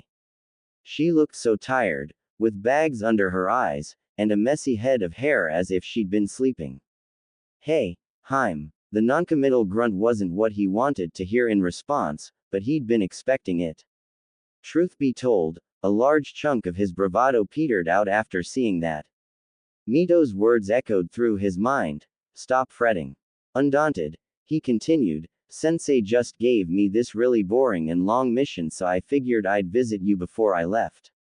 He was received with a hum until she finally noticed the package he'd been holding. Noticing her glance, he raised the gift in front of him. What is that? She spoke in a soft voice. She spoke. That was a win in his book. That thing, Harem, is a gift for you. Since this boring mission will hold me up for a bit, I'm just dropping this by in case I miss your birthday. There was a slight shift in her expression. He didn't know what exactly that was, but something changed. Anyway, he maneuvered out of the topic of the mission. I'm giving this to you in one condition. Well, actually, make that two conditions. Jiraiya added, making a V with his fingers. Tsunade's expressions remained unchanged at his antics. First, you gotta wait till your birthday to open it, Jiraiya declared. He looked directly into her eyes, trying to find some semblance of emotion, anything to give him even a bit of hope of seeing the old Tsunade that he loved. The second one is up to you, but he brought a finger up and pointed at his forehead. Can I get a good luck kiss? As soon as he entered the graveyard, his eyes were immediately drawn to the statue of a flame. The sun streaked through it, bathing the area in front of it in reddish-orange. And right in front of the statue, there she was. Tsunade, sitting down on the stairs with her shoulders hunched, staring at the floor. The statue right behind her caught the light of the sun, and bathed her with a slight red. Normally blonde hair looked almost golden. She was slouched and unmoving, her hair forming a sort of curtain that hid her face from the world. Even from a distance, he could tell that she was tired. As he approached her, Jiraiya had 1,000 things running through his mind. It was just like when they first heard the news of Naoki's death. What could you even say in that situation? What use are words? All his words to break ice were stolen. He was almost in a trance as he approached her. So much so that he didn't notice the vase in his path until he knocked it over. The sound of the porcelain shattering snapped him out of his stupor and startled the blonde, whose head immediately snapped towards him. Jiraiya was about to offer a greeting, but his words died in the back of his throat when Tsunade's gaze locked into him. In those eyes, he swore he saw something he thought to be lost. He knew Tsunade was never going to be the same, yet when he saw those eyes, something told him that maybe it wasn't a bad thing. Tsunade stared at the pale wooden ceiling of her bedroom, almost transfixed by how surreal it all was. The morning sun was barely peeking through the open windows, signaling the start of another day. Her week had started out pretty normal. She bought groceries, ate a late lunch in Ichiraku, drank herself to sleep, and then woke up around 40 years into the past. It's all because of that damn cheap sake. She fumed. A few seconds ticked by and she let out a long breath. At this point, she was starting to get tired of feeling angry at the whole thing. Once the cards are dealt, all you can do is play your best. And she was very familiar with being dealt a shitty set of cards. The first night she thought it might revert back to its original time once she went back to sleep, or when midnight struck. But the morning arrived with the same knocking sound waking her up yet again. After that, it became clear that this was gonna be a more permanent situation.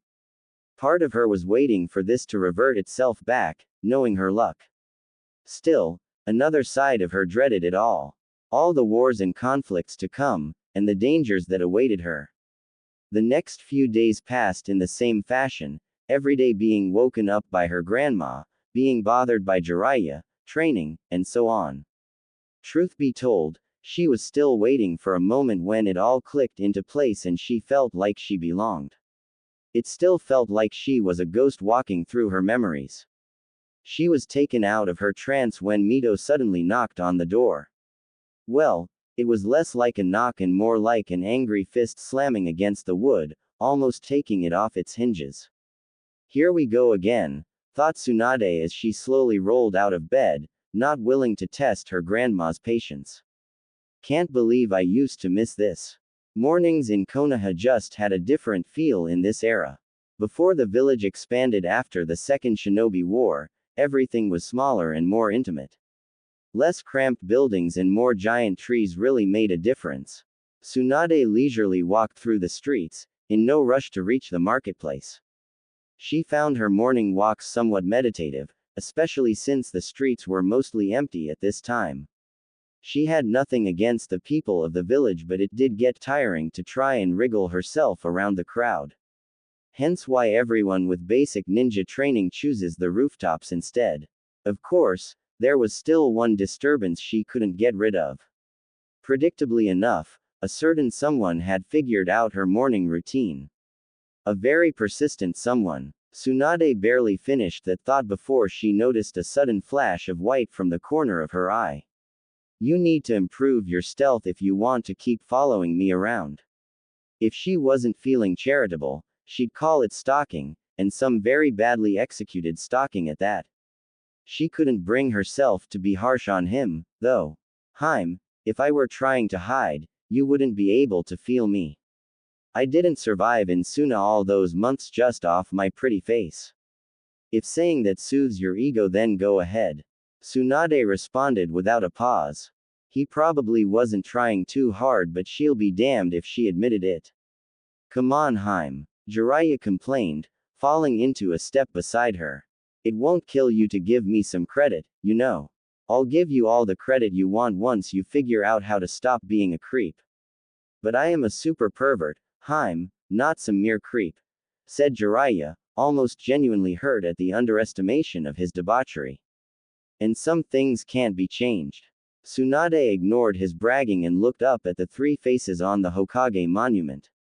Under the morning sun, they had a golden gleam to them with the mid-morning sun. You seem pretty contemplative lately, Harem, what's up? Well, I have been dealing with a creepy weirdo following me lately. Tsunade responded, hiding a smile. Lately? Jiraiya puffed up in indignation. Come on, I've been at it for years. Now what's really going on? I don't know. Tsunade vainly gestured, trying to come up with the right words to express her turmoil. Just realizing that things have been changing around here. And I didn't really notice anything. It was hard to phrase her thoughts in a way that made sense to the people. With so many massive shifts happening over the years, Tsunade hadn't paid much attention to those small imperceptible changes all around her. Though they foretold what was coming, she simply hadn't taken the time to notice. Now, the difference was pretty stark. Life had moved on, even when she wasn't noticing it or paying attention. I get it, said Jiraiya. Like, remember that ice cream store that we used to go to after D-rank missions? And that park nearby with that weirdly bent tree. The whole thing is a giant office building now. Damn. Jiraiya's remark was on point, but it couldn't touch the magnitude of what Tsunade was experiencing. They may not have had the best ice cream, but that's still rough. You tell me. Jiraiya responded. I told Oro and he just said the ice cream place deserved to go bankrupt because they were ripping us off with overpriced shitty ice cream. That's Orochimaru, alright, Tsunade muttered, a slight smile tugging at her mouth. Things did change, but some things definitely stayed the same. The pair had finally reached the market. It was still early enough to avoid the crowd, which saved her time and also meant that nobody was around to hear Jiraiya still ranting about ice cream quality. It said, sugar-free, Harem. Jiraiya angrily gestured, but what's the point of eating ice cream if you are not gonna get the sugar high afterwards? If it tasted the same, then what are you crying about? Tsunade almost felt a headache coming on. Ignoring her angry friend, she approached a fruit stall. After exchanging a quick greeting with the fruit seller, Tsunade started browsing the selection. The price of fruits and vegetables had actually gone down in recent border disputes meant merchants were more wary of trading with other countries. It suited Konoha just fine, since the land of fire with its fertile lands produced more than enough to feed its citizens. Instead of helping with the shopping, Jiraiya plucked an apple off the shelf and started eating. Did you pay for that? Tsunade asked. Nah, I'm a shinobi, remember? Jiraiya tossed the core away, casually. We're supposed to be scoundrels. The vendor glared daggers at him, which Jiraiya flippantly ignored. Meanwhile, Tsunade had somehow managed to fit all the fruits into the small bag, so she moved to the vegetable stall. Are you going to steal a cabbage next? She asked him. Stealing is an ugly word, Harem. I just rewarded myself for all the hard work I do keeping the village safe. Tsunade gave him a look and he relented. It's fine, I left the money right in front of him. If he wasn't too busy ogling at something else, he'd have noticed, said Jiraiya as he lowered his gaze to the something in question. You're lucky I'm carrying too much fruit to hit you right now. He's the perverted one and it's still me who gets threatened. Jiraiya muttered petulantly. So unfair. Tsunade was about to kick him before something at the corner of her eye caught her attention.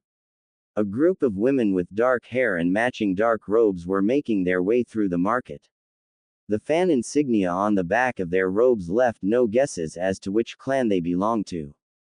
The Uchiha were always a numerous clan, but it had been a good time since she had seen them. It was almost surreal to see them all walking around and doing regular things. One day, all these lives were going to be washed away as if they'd never been there. She was brought out of her thoughts when Jiraiya suddenly poked her in the head. Tsunade reflexively kicked out at him and he dodged, clearly anticipating the attack. It's getting pretty crowded, Harem. Jiraiya said, looking serious for once. We can return in a bit. Yeah, she muttered, paying little attention to what was being said to her. Great. I could go for an ice cream right now, come on. As she absent-mindedly followed Jiraiya out of the market, Tsunade couldn't help but feel impotent in front of those women, bitterly contemplating the doomed fate which burdened their powerful clan. After a day of chores, training, and a lot of thinking, Tsunade was lying in her bed, trying to shake off post-dinner lethargy. Her grandmother had already gone to sleep, and the manor seemed especially silent. Struck by a sudden burst of energy, Tsunade rolled across her bed before reaching out to grab a notebook and pen off her study desk. Casually flipping through all the pages, she noticed her old medical notes scribbled all over the pages. There was something uniquely weird about seeing the stuff she now knew by heart laid in those notebooks. The whole thing gave her a weird sense of future nostalgia. How many of these notes would later be published in medical textbooks? Looking at the thin notebook with all the cramped writing and a few doodles here and there, Tsunade found it quite hard to imagine. Of course, there were more than a few errors here and there as well. Medicine was an ever-growing field after all. Finally finding an empty page, she tried to put her thoughts in order. What do I need to do here? She asked. As she put her thoughts into writing, a few answers came to mind. Save Konoha. The world. It felt childish when she put it like that, but that really was the answer. To save her village, and the world, from the machinations of the Akatsuki, Madara, and Zetsu. Using a complex cipher, Tsunade noted that down before an uncertainty suddenly welled up inside her. Was she alone even enough to save everyone? Her grandma, Sensei, Jiraiya, Dan, Enji, Tsukumo, so many people had slipped through her fingers already. But her cards were dealt and there was nothing she could do but play this round and, for once, hope that luck was on her side. She continued cooking plots in her mind. There were events she needed to stop, players she needed on her side and people she needed to take care of. A few minutes later, she'd filled her page with a basic list of things that needed to be done. And seeing it all written down left her with an unsavory realization. If she wanted to save the world, she would need to become Hokage. She wanted to facepalm herself for ending up in this situation. Tsunade held no love for that position, but there was just no other way to do it. To make the changes she wanted, she needed the power and influence that came with that damned hat. In her past life, she'd spent decades running away from the seat of the Hokage. And here she was plotting how to get it. The irony wasn't lost on her. Next on the list was the whole infinite Tsukuyomi mess. Truth be told, she felt out of her depth regarding that, but she now had the time to nip it in the bud before Zetsu and Madara could start causing damage. But right now, one massive problem was brewing, one that helped forge her identity as a Sannin in the previous life. The last time around, being the sole team that survived the Omegakure massacre had left them with the fame all shinobi secretly wanted. Yet they'd gotten it in the worst way possible, survivors' guilt weighing heavily on their shoulders. Only the three of them knew what had happened that day. No one else understood the bitter taste that came with the title of Sannin. The thought of going through that again was daunting, but judging by Jiraiya's mission report, it might already be too late to stop it. Nonetheless, she made the note, end the second war. Fortunately, Konoha won that one handily the last time around, so there shouldn't be a massive risk of the village failing this time. The thought gave her a small burst of confidence, so she added another note underneath, prevent the next two shinobi wars. If she could manage to end this war correctly, she could easily prevent the third. She always thought of the third as the unfinished business of the second, the last hurrah before they finished traumatizing another fine generation of shinobi. And if she stopped the third one, that meant Obito Uchiha wouldn't end up joining Madara. A huge part of Madara's plans will fall apart right there. Meaning the Kiri massacres and many other disgraces upon the shinobi world would never happen. Tsunade hated the fact Konoha's history was so tangled with world-ending affairs. Nonetheless, she continued. The biggest thorn in her side while being Hokage would be Danzo. One thing that incited her fury the most was when the hat was in her possession and she read all the reports about how oblivious, incompetent, and just plain shameless Sarutobi was.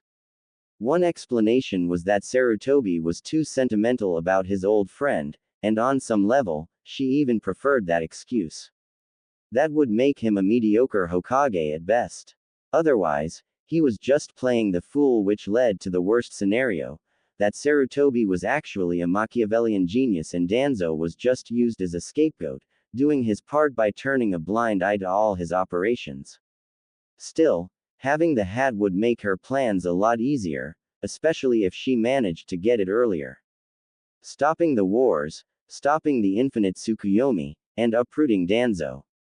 Chuckling to herself, she noted the last part down. A sudden knock at the door prompted her to shut the notebook with a yelp and jump into a sitting position. Half a second later, the door swung open and revealed an irate Mito Uzumaki in her sleeping gown and her hair down. Tsunade quickly shoved the notebook under the blankets, feeling less like a future Hokage and more like a teenager who was caught doing something embarrassing. Sun-chan, stop thinking so loud, the asshole fox won't let me turn off the radar.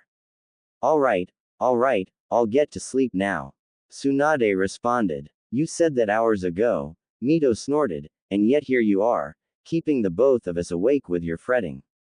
Damn her ability, Tsunade fumed internally. I need to plan and save the world, goddammit. And don't get mad at me, young lady, said Mito. One more word and I'm taking away your diary. Tsunade wisely shut up after that threat, despite an indignant inner voice protesting against her important notes being called a diary. Noticing her silence, Mito gave her a smug look before finally leaving the room. Well, she really had no choice now. It was impossible to win an argument with that woman. Falling back into her pillows with a soft thud, Tsunade swallowed the scream of frustration that threatened to escape. Saving the world was hard enough, but saving the world as a teenager brought even more complexities. She gained even more respect for Naruto. Closing her eyes, she slowly started counting down from 100. Images of the past and future, both good and bad, faded in and out of her thoughts. Defeats, victories, people she knew, people she lost, her shame, and her glories. The countdown continued and soon enough her breathing evened out. Seconds turned into minutes and then into hours as she fell into a deep sleep. Tsunade didn't know for sure what woke her up, maybe it was some animal or bird making noise outside, or maybe just her brain. But she did know that she wasn't falling back to sleep anytime soon. She squinted at the clock on the wall for a few seconds, realizing it was 2 a.m. Still far too early to wake up, she sighed. Her sleep was definitely gone by then. Not knowing what else to do, Tsunade pushed herself upright and grabbed her notebook once again. She opened the page and read through her list of plans, all of them feeling a bit sillier after receiving a dressing down from her grandmother earlier. Become Hokage, stop the wars, stop Madara, stop Zetsu, form alliances. There was a lot to do. And she definitely couldn't do it all alone. Tsunade needed people she could trust with parts of her plan. Those who would back her as she tried to implement her plans. Picking up the pen, she started jotting down. The first name was easy. Jiraiya, not yet a Sannin but still her teammate. She couldn't bear the thought of sending him to danger, but there were other ways he could help her. Mito Uzumaki was the second name. She needed to be the Hokage and her grandmother's significant political influence would be a massive help. Aside from that, she needed people who could be trusted to have the welfare of the village in mind. Regardless of what Sarutobi thought, they'd all see that Danzo was a leech that needed to be removed. With their help, going against the route would be much easier. For that, she'd need to have a talk with Inaku Yamanaka, the head of the Yamanaka clan and most importantly, her uncle. From what she remembered of the man, he should be canny enough to figure out the threat of the route. All she had to do was point him in the right direction. If she got him to listen, that meant the Nara and the Akamichi clans could also be working with her. Of course, none of this was a guarantee, but it could make a good starting point. As she made the note, her mind began to wander and she started to think about the rest of the clans in Konoha. With powerful clans like Hyuga, Aburame, Uchiha, Kurama, and more, Konoha had a collection of strong warriors with impressive bloodline limits. This advantage had been instrumental in the village's survival all these years. If she could get most of these clans to work with her plan, that would both give her a good amount of ninja with amazing abilities and set the backup of all shinobi clans if she needed them to recognize her claim over the hat. She dropped back on the bed with a heavy thud. Easier said than done, though.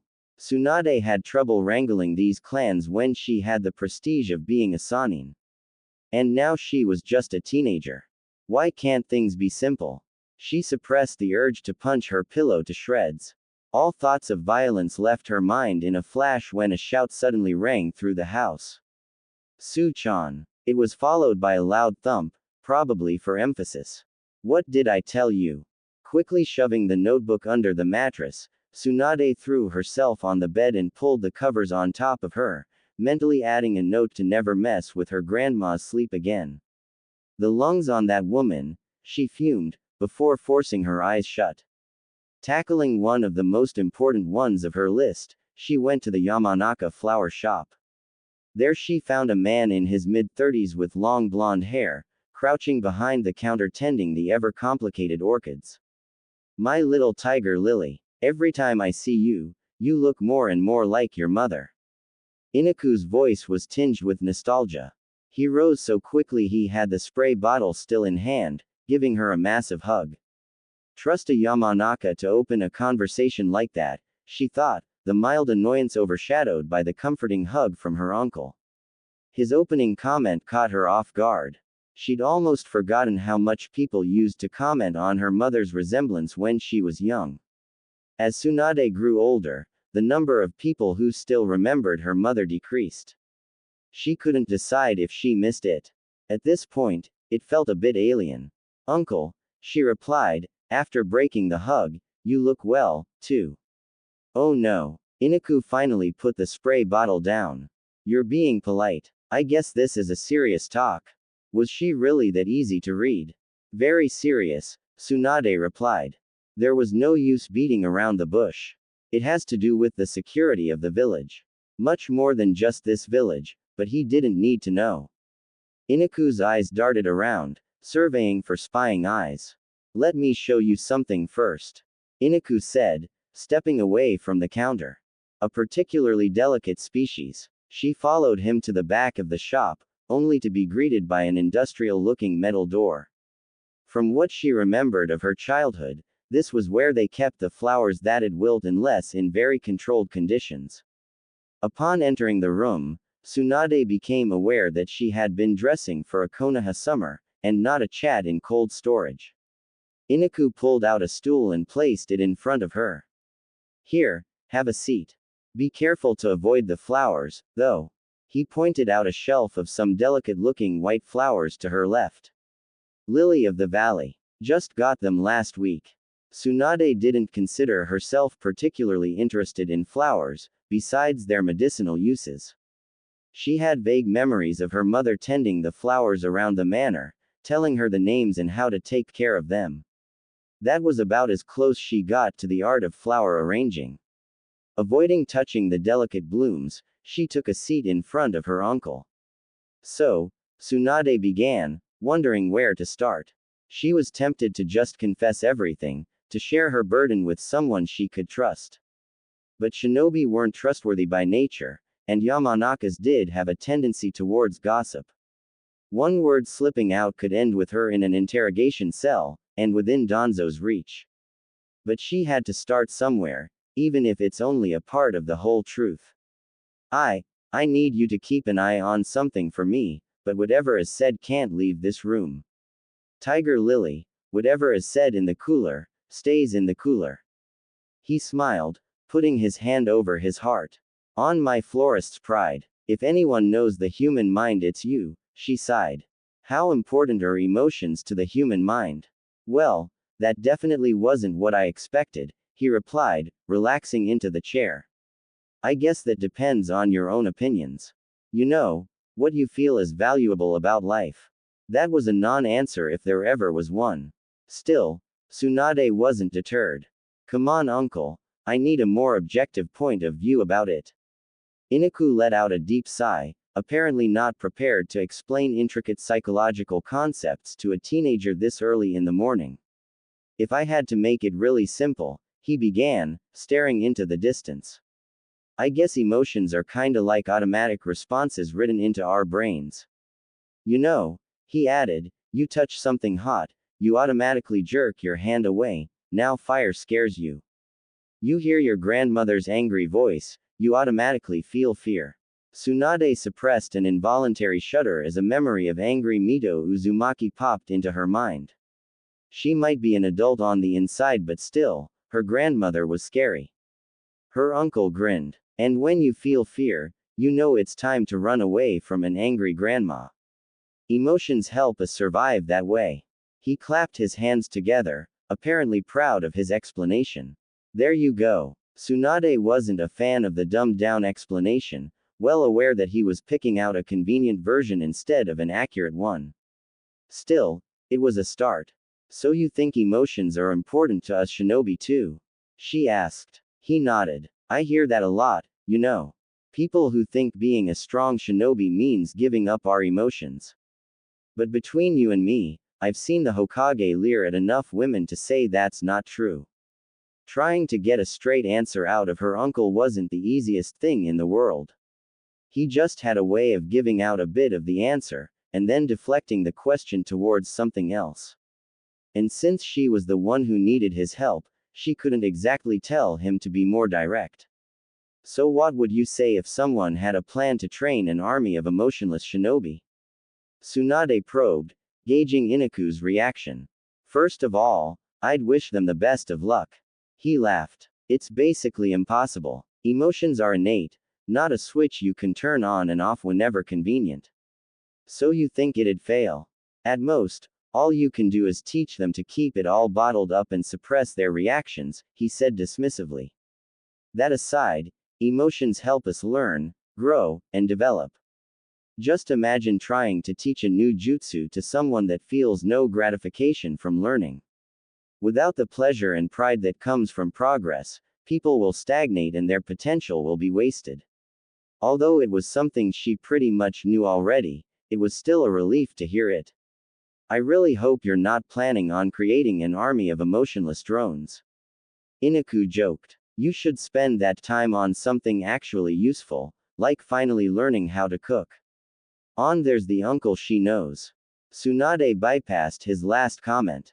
Well, not me, she responded solemnly, struggling to put it into words.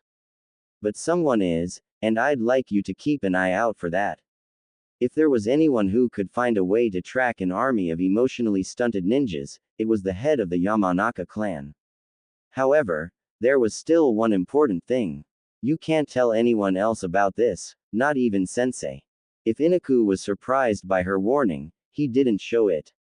Of course, he responded without a beat, my cute little niece asking me to watch out for the safety of the village isn't really something that needs to be reported. Despite the joking answer, Tsunade knew that he was serious about keeping quiet. But before she could breathe a sigh of relief, he continued. But, he said, tone slightly more stern now, you also need to promise me that you'll come to me before you do anything reckless. He was obviously worried that she'd get herself in over her head. If she had actually been a teenager, it would have been the right call. Her younger self really wouldn't have been prepared to move against the likes of Danzo. However, things were different this time around. This body might be young, but her mind held more than 50 years of experience. Don't worry, uncle, she smiled. This isn't something a teenager should be dealing with, I know. I'll leave these things to you. I can't tell you more until later. My Lily, you are not a common teenager, you were never a common kid to start with. Tsunade had to smile at that. She always appreciated when Inaku treated her as a young adult rather than a kid, and now in her current situation, it was a breath of fresh air. I'm guessing we can go out now, Inaku said, standing up. This isn't the most comfortable place, I know. Tell me about it, I am freezing. Tsunade muttered, rubbing her hands together. Inaku patted her on the top of the head. Let me fix you some hot tea, your grandma will kill me if you get a cold. How does Jasmine sound? Despite being an adult, Tsunade definitely felt no shame in others pampering her when hot beverages were involved. That sounds amazing. Orochimaru's pav. It didn't take long, from Jiraiya's arrival, to the report that confirmed the truth no one wanted to hear. They had a whole protocol done, they were ready. And that made him sick to his stomach. Farce didn't even begin to describe it. He knew, being Lord Third's right hand for the past few months. It was not a matter of if, but rather when. Instinctively, he took out the small transparent bottle filled with a colorless gel that he always carried with him. He squirted a little of the gel into his hands, carefully making sure to rub between his fingers and under his nails. The acrid smell of alcohol burning his nostrils, he felt safer. You can never be too careful, he thought. Who knows where all these shinobi have been? Satisfied with his routine, Orochimaru summoned his wits and started for the meeting hall. The room was almost full, but not full enough that he couldn't find a quiet corner for himself. Leaning back on the wall, he watched the crowd of Konoha shinobi as everyone waited, Jonin and Chunin alike. He didn't know all of them, most weren't significant enough to be worth knowing. Of course, there were some exceptional shinobi here, the most prominent being Tsukumo Hatake. An irksome character, for sure. Incredible talent and skill, offset by an equally incredible lack of ambition. Predictably enough, his sensei was very fond of him. That man trained hard, completed his missions, and did whatever was asked. In many people's eyes, that'd make for the ideal shinobi, but he knew better. One doesn't become strong just by following a path laid out by others. Orochimaru couldn't help but be disgusted by the waste, although the feeling was tinged with a tad bit of relief.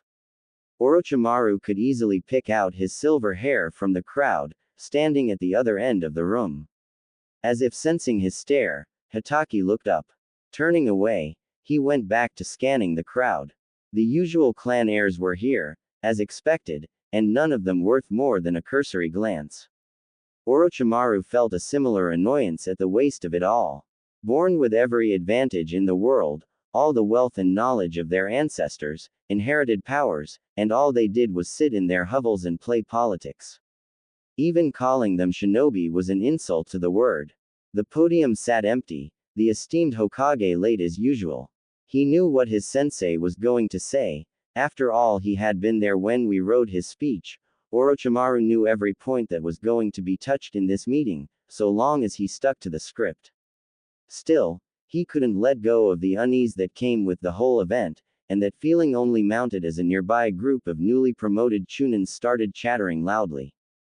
The pitch and volume of their voices seemed to bounce off the floors and all the many bodies in the room, amplified and thrumming against his ear canals like a marching band. Much as he wanted, he couldn't just start wringing their necks right there. After all, they weren't supposed to die until a few months from now, in a ditch somewhere for the glory of the village. Then again, how big of a difference could crushing a few pests make such a short while before their time? His morbid thoughts were interrupted when the chattering stopped, a hush falling over the room. Poking up above the crowd, the Hokage's hat made his way through the room. Orochimaru disagreed with the man on most things, but even he had to admire the ability to silence the room that easily. Finally taking his seat in the elevated panel, Hiruzen Sarutobi turned to the small crowd, leaving his pipe on the table. Below, everyone waited in silence as the Hokage started his address. This, he gestured around the room, is not a celebration. Regrettable, I know, but I am in front of you bearing some troubling news. The Kazekage of Sunagakur has been assassinated. A smattering of gasps rose up at the news. Suna now prepares to march against Iwa in retaliation. When they do, it will be through our land, and the lands of our allies. Towards the north, Kumo sits in wait, looking for any chance to expand their borders. He noticed a few people straighten up in attention at the mention of Kumo. Suna alone was as threatening as a toddler with a knife. The only damage they could do was to themselves. However, Kumo was a proper threat and everyone knew it. We've had border skirmishes in the past, but it seems full-blown hostilities are now imminent. So let me make this clear, this isn't just a minor conflict to be swept under the rug. This is a matter of life and death for Konoha, and all its people. Orochimaru resisted the urge to roll his eyes there. Ever the dramatic, his sensei. He just had to spice it up a bit before reeling them all in. But, he continued, gravely, as shinobi, we are no strangers to death. When we put on that headband, we swore to be the bulwark that protects the village. Now, it is our time. His voice boomed as he continued his speech. Orochimaru already knew it by heart, every word, sentence, comma and period. Nevertheless, he clung to his sensei's every word, just like everyone else. True charisma cannot be ignored. Before us, we have a long and hard journey. We're all going to face many long months full of struggle and of suffering, and I know this will be no easy task. It will be a challenge greater than any you've faced so far. You all are about to embark upon the Second Shinobi World War. The declaration was followed by a few seconds of absolute silence as the enormity of the situation slowly dawned on everyone. Sarutobi let it linger for a moment before continuing. This may come as no surprise to many, as we have been at the verge of war for the longest time. And while we don't know when the real battle might start, measures must be taken for the success of the village. Be vigilant, train harder than you ever have, become strong in body and mind. He paused to take a deep breath. What I am asking of you, is to be the heroes you are destined to be. Let the world know the mighty roar of the shinobi Konohagakure has bred. Protect the freedom of those who have trusted you to protect them. The shift in the environment was palpable. A massive cheer started in the back of the room and soon overtook the whole meeting hall. As the cheers started to die, the only thing that Orochimaru couldn't help but think how foolish they were. Thunderous applause at the prospect of their own demise. Didn't they know they were due an awful death in some faraway land? All for the sake of glory they never were going to live to witness. But it was too late for them. Their minds were already filled with images of a glorious death, as if such a thing existed. He could barely hide the sense of disgust when his eyes crossed with Sarutobi's. That man really just made them desire their death, by promising them the title of heroes, the only thing left for them being their name on a stupid rock. Useless bravado that will soon be extinguished under the bootheels of the enemy. He turned away from the cheering crowd, moving from through it trying to find the nearest exit, taking out once again the plastic bottle from his pocket, letting the transparent gel wash away the feeling of unease. As he left the tower, his only companions were the sound of his footsteps echoing in the hall and distant sounds of cheering. Tsunade leaned against a tree, trying to keep herself upright even as her legs shook from fatigue beneath her. Training was hard enough already, but she had to deal with two new problems. First was that her body was out of shape. If she was getting so tired this easily, she'd definitely been slacking on her training in the past. Second, she couldn't pull out all of her tricks during training without asking too many annoying questions. Even though she had the strength to destroy mountains with her fists, she had to act like a run-of-the-mill newbie Jonin. No need to look so annoyed, Haim. You're crushing yesterday's records. Jiraiya cheerfully called out from his position in the shade. Of course, that didn't do anything to soothe her anger. With war looming in the horizon, she needed to be much better than that. Some of us, actually, like working hard. Tsunade responded in between heavy breaths. Don't be that way, he pouted. I'm under orders to take some time to recover after my mission. And you know me, I never slack off. Tsunade resisted the urge to throw a tree at him. Instead, she took a few more moments to steady her breath before responding. That's not true. You slack off all the time. Remember how often Sensei had to drag you to training? What can I say? We were all young and dumb once. You're slacking off right now. She pointed an accusatory finger at Jiraiya, who was casually lounging on the grass. We don't get breaks after missions when there's a war. He waved away her accusation. If it's not officially announced, it doesn't exist. As frustrating as it was, Jiraiya was technically right. You can repeat that line to our enemies once they stab you in the knees. Less talking, more running. Biting back a retort, Tsunade quietly walked back to the training field. There were more important things to focus on than winning this verbal spar. Tsunade was never the fastest, hence why her colossal strength and the ability to shrug off damage became her best friends in the battlefield. As a result, she never really needed to be the fastest one out there. With just a precise punch, most of her enemies were as good as done. And for the rest, she had her teammates. But this time was different. Now that she had her tricks from the future down, she had no excuses. Tsunade needed to start working on the things she never had, now that her body was back in its prime. Slower than the last one. Jiraiya unhelpfully called out, just as she crossed the designated finishing line. You're getting distracted, Haim. Tsunade leaned against the tree, taking her time to catch her breath. It was a frustrating situation, torn between annoyance at herself and a desire to not let anything get in the way of training. She wanted to take note of each victory and continue moving forward, but with the stakes so high, each stumble felt massive. Almost as if there's someone constantly trying to distract me. She sneered at Jiraiya, who only laughed in response. Come on, we both know trying to prove me wrong really motivates you. Jiraiya finally got up, dusting off his clothes. Anyway, it looks like you've been inside your head lately. Again, he wasn't wrong, but it did irk her that others could see her struggling. As a former Hokage and veteran of multiple wars, she really should be stronger than this. Well, I know the perfect way to snap you out of this. Jiraiya interrupted her thoughts, stepping closer to her. How about a chance to beat me up? Huh. Confusion visible, she wondered if she heard him correctly. Did he really just ask her to kick his? Come on. Nothing gets you more focused than beating me up. Jiraiya said, sliding into a fighting stance. So let's spar. Right now. In a way, she relished the chance to test her strength. At the same time, she couldn't use all of her tricks without having to answer some awkward questions. Nevertheless, she had to take this opportunity. Without a word, she mirrored Jiraiya's fighting stance, causing him to break into a wide smile. Both of them knew the fight had just started.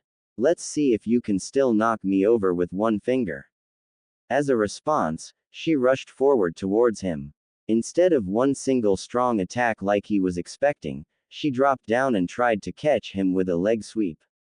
To her chagrin, Jiraiya casually jumped, letting the attack go harmlessly under him. It was a pretty damning reminder that she was just not fast enough. Blocking the predictable kick from Jiraiya, Tsunade leapt back, trying to get some space between the two. As expected, he was enough of a showboat to let her have that space. There was no way he wouldn't taunt her after that. And to make things better, she'd landed near the rocky part of the clearing. Come on, Haim. You'll have to do better than that to take me out. Jiraiya taunted, making a show of dusting his clothes. So you don't want me to take you out? Tsunade asked, probing to see if that could catch him off guard. At the same time, she was slowly straying to her right to reach one of the larger rocks in her vicinity. I'm not sure I believe it. Jiraiya copied her movement and moved to his right so they were circling each other. Of course I do, but it wouldn't be the same with a bit of physical activity, if you know what I mean. Tsunade was now right beside a large rock which looked almost as tall as herself. Meanwhile, Jiraiya was in the empty part of the clearing with nothing to hide behind. Instead of giving him the time to use ninjutsu or make more bad jokes, Tsunade quickly knelt down and used both her hands to rip the massive rock from the ground. Digging a foot into the ground for leverage, she gathered her strength before tossing the rock towards Jiraiya. The attack was a fair bit more serious than what you'd expect for spars, but Jiraiya, Tsunade, and Orochimaru knew each other's limits well enough at this point. Like she expected, Jiraiya responded with a massive fireball that engulfed the rock before exploding it into small chunks. Tsunade used the light and sound of the explosion to camouflage herself as she darted forward. When she exited a plume of dust and smoke that was recently a massive boulder, she caught Jiraiya still in the middle of forming hand seals. He was blazing through the seals, faster than either her or Orochimaru could manage at the time. Fast, but not fast enough. All elegance tossed aside, Tsunade used the inertia of her rush to kick out at him. Just as Jiraiya finished forming the tiger seal, her attack landed. Instead of solid flesh, she felt her leg move harmlessly through smoke as Jiraiya's shadow clone popped. Whatever curse Tsunade had was interrupted when she saw a fireball in her peripheral vision. Using all of her strength, she jumped into the air just as a fireball struck where she was a second ago. This is going to be annoying, Tsunade thought, before forming hand seals while in midair. Ninjutsu wasn't exactly her specialty, so directly outmatching Jiraiya wasn't an option. But all she had to do here was pull something to catch him off guard. Tsunade finished her hand seals just as she landed on the ground, only to notice another fireball heading right towards her. Doden. Doryuheiki. She slammed her hands into the ground and finished the jutsu, and felt the earth shift under her palms. Barely a moment later, there was a solid wall of earth right in front of Tsunade. Not a second later, a fireball hit the wall with a thundering crash. Her view was clouded with dirt, debris, and the brightness from the fireball, but the wall held firm. She'd put enough chakra into it that Jiraiya would have to put some real effort into destroying this thing.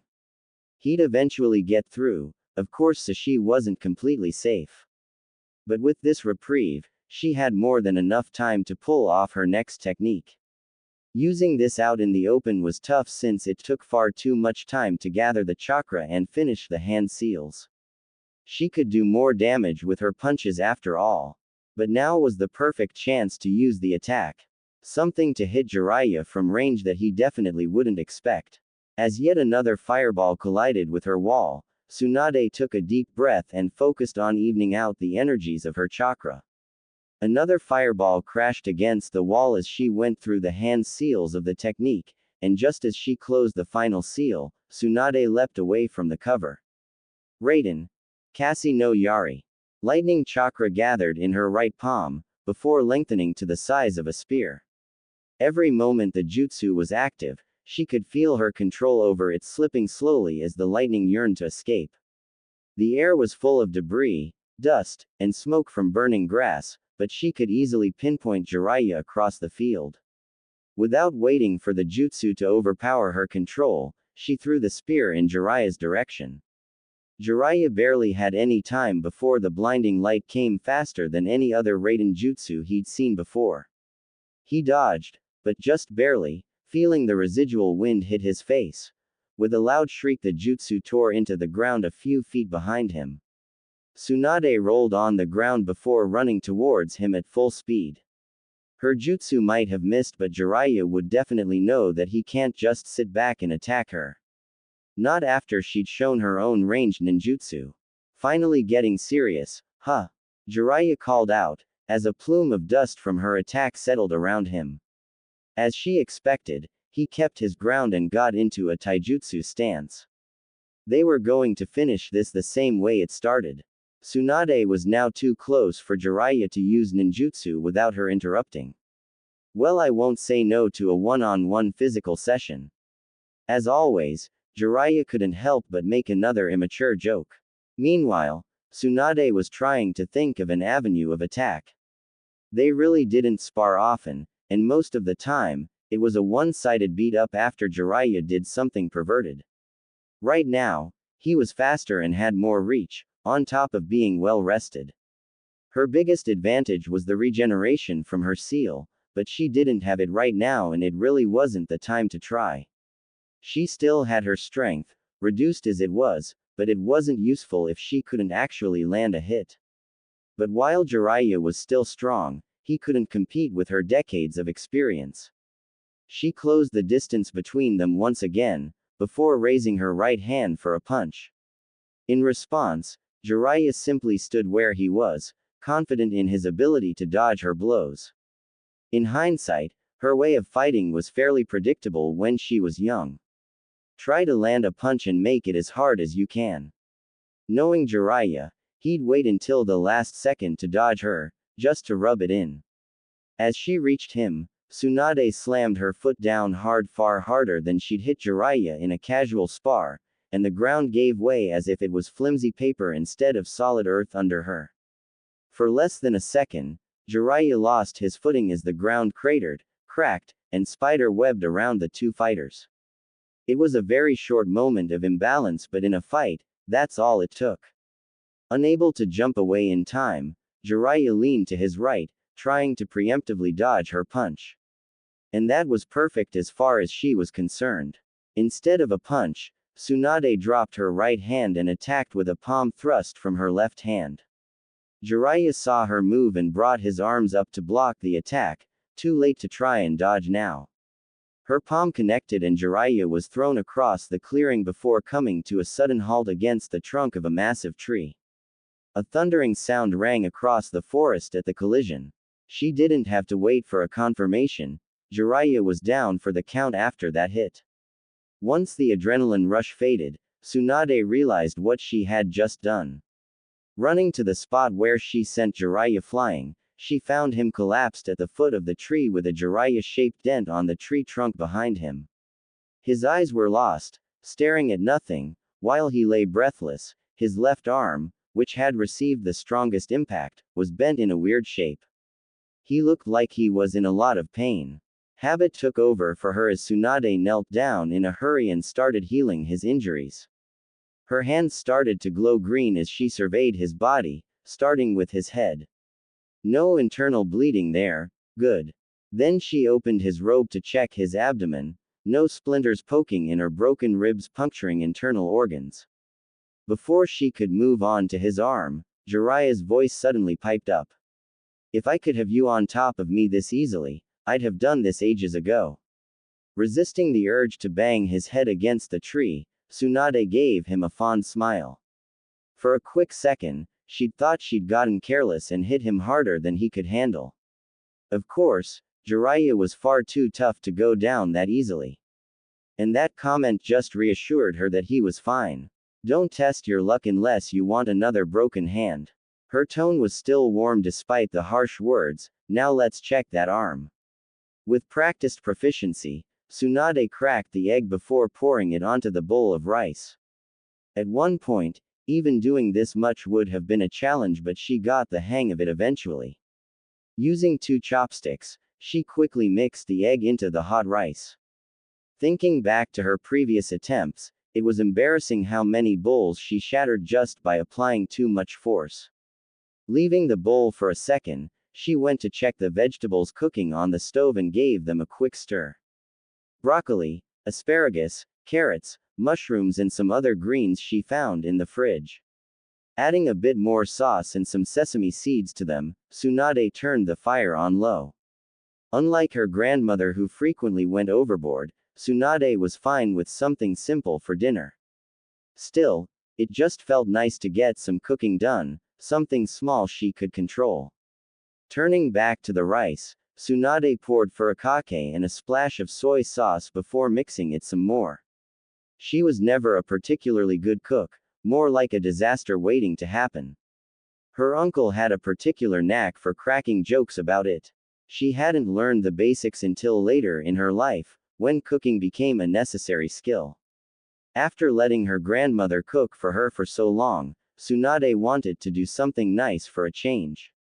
And of course, she might not get an earful for wrecking the training ground if the dinner improves Mito's mood. Putting the bowl of rice down, Tsunade went and tasted the vegetable stew, just the perfect amount of saucy. Turning off the stove and taking the spoon and serving it on top of her rice. In the distance, she could hear Mito's footsteps coming down the stairs. Picking up her pace, Tsunade prepared the next bowl of rice and finished just as her grandmother entered the kitchen. Putting the last of the trays in the sink, she left enough space for both of them to sit down and eat, internally proud of herself for not making a mess of the kitchen. While her cooking skills improved in leaps and bounds, her ability to mess up the kitchen more or less stayed the same. And nobody was more familiar with her kitchen disasters than Mito. A part of Tsunade still felt like a nervous child as her grandmother examined the food she'd prepared.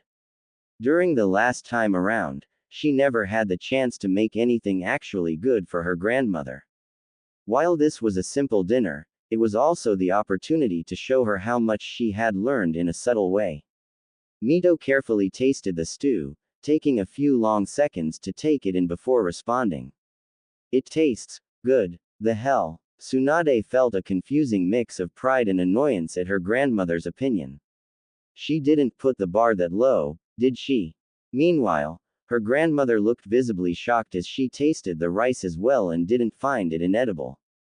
Even after tasting it all, she continued examining the dishes with the air of an art critic looking at a painting. Were you expecting it to be poisoned or something? Tsunade muttered petulantly. Well, not intentionally at least. You know how your cooking gets. Mito replied as she took the bowls of rice to the dining table. Tsunade ignored the light-hearted insult and started helping her set up. Within minutes, only the sounds of chopsticks against the bowls filled the room as they ate together. Tsunade was just too drained from her spar to do anything but eat. Before she knew it, her bowl was empty and her stomach was still nowhere near full. Silently thankful she made more than necessary, she got up to go get some seconds. As soon as she left the table, her grandmother called out to her. She just followed her way to the kitchen to get seconds. We need to talk. She felt the grip she had on the bowl falter for a second at the 4 words. No other 4 words could be as anxiety-inducing. Tsunade put on a blank face as she slowly made her way back to the table, trying to not think of all the possible scenarios of what Mito might want to talk about. What about? For sake. Her composure was immediately shattered and she was stuttering like a child now. I can feel you shaking in your boots, Sun-chan. Mito pointed out. Nothing bad, I need to ask something from you. Sure. Tsunade took a seat, trying to control her breathing. Even with decades of experience, she never quite outgrew her fear of her grandmother. I'll ask you a question, and I need you to be 100% honest with me, understand? Not trusting her voice, Tsunade simply nodded in response.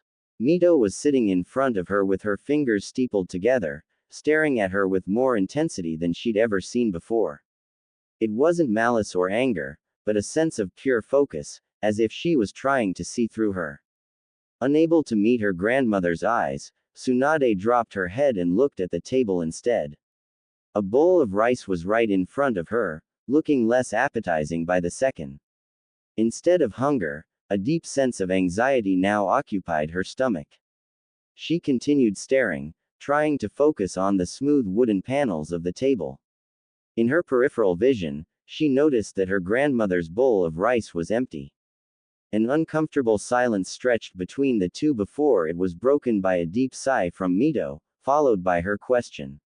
Who are you and what did you do with my granddaughter?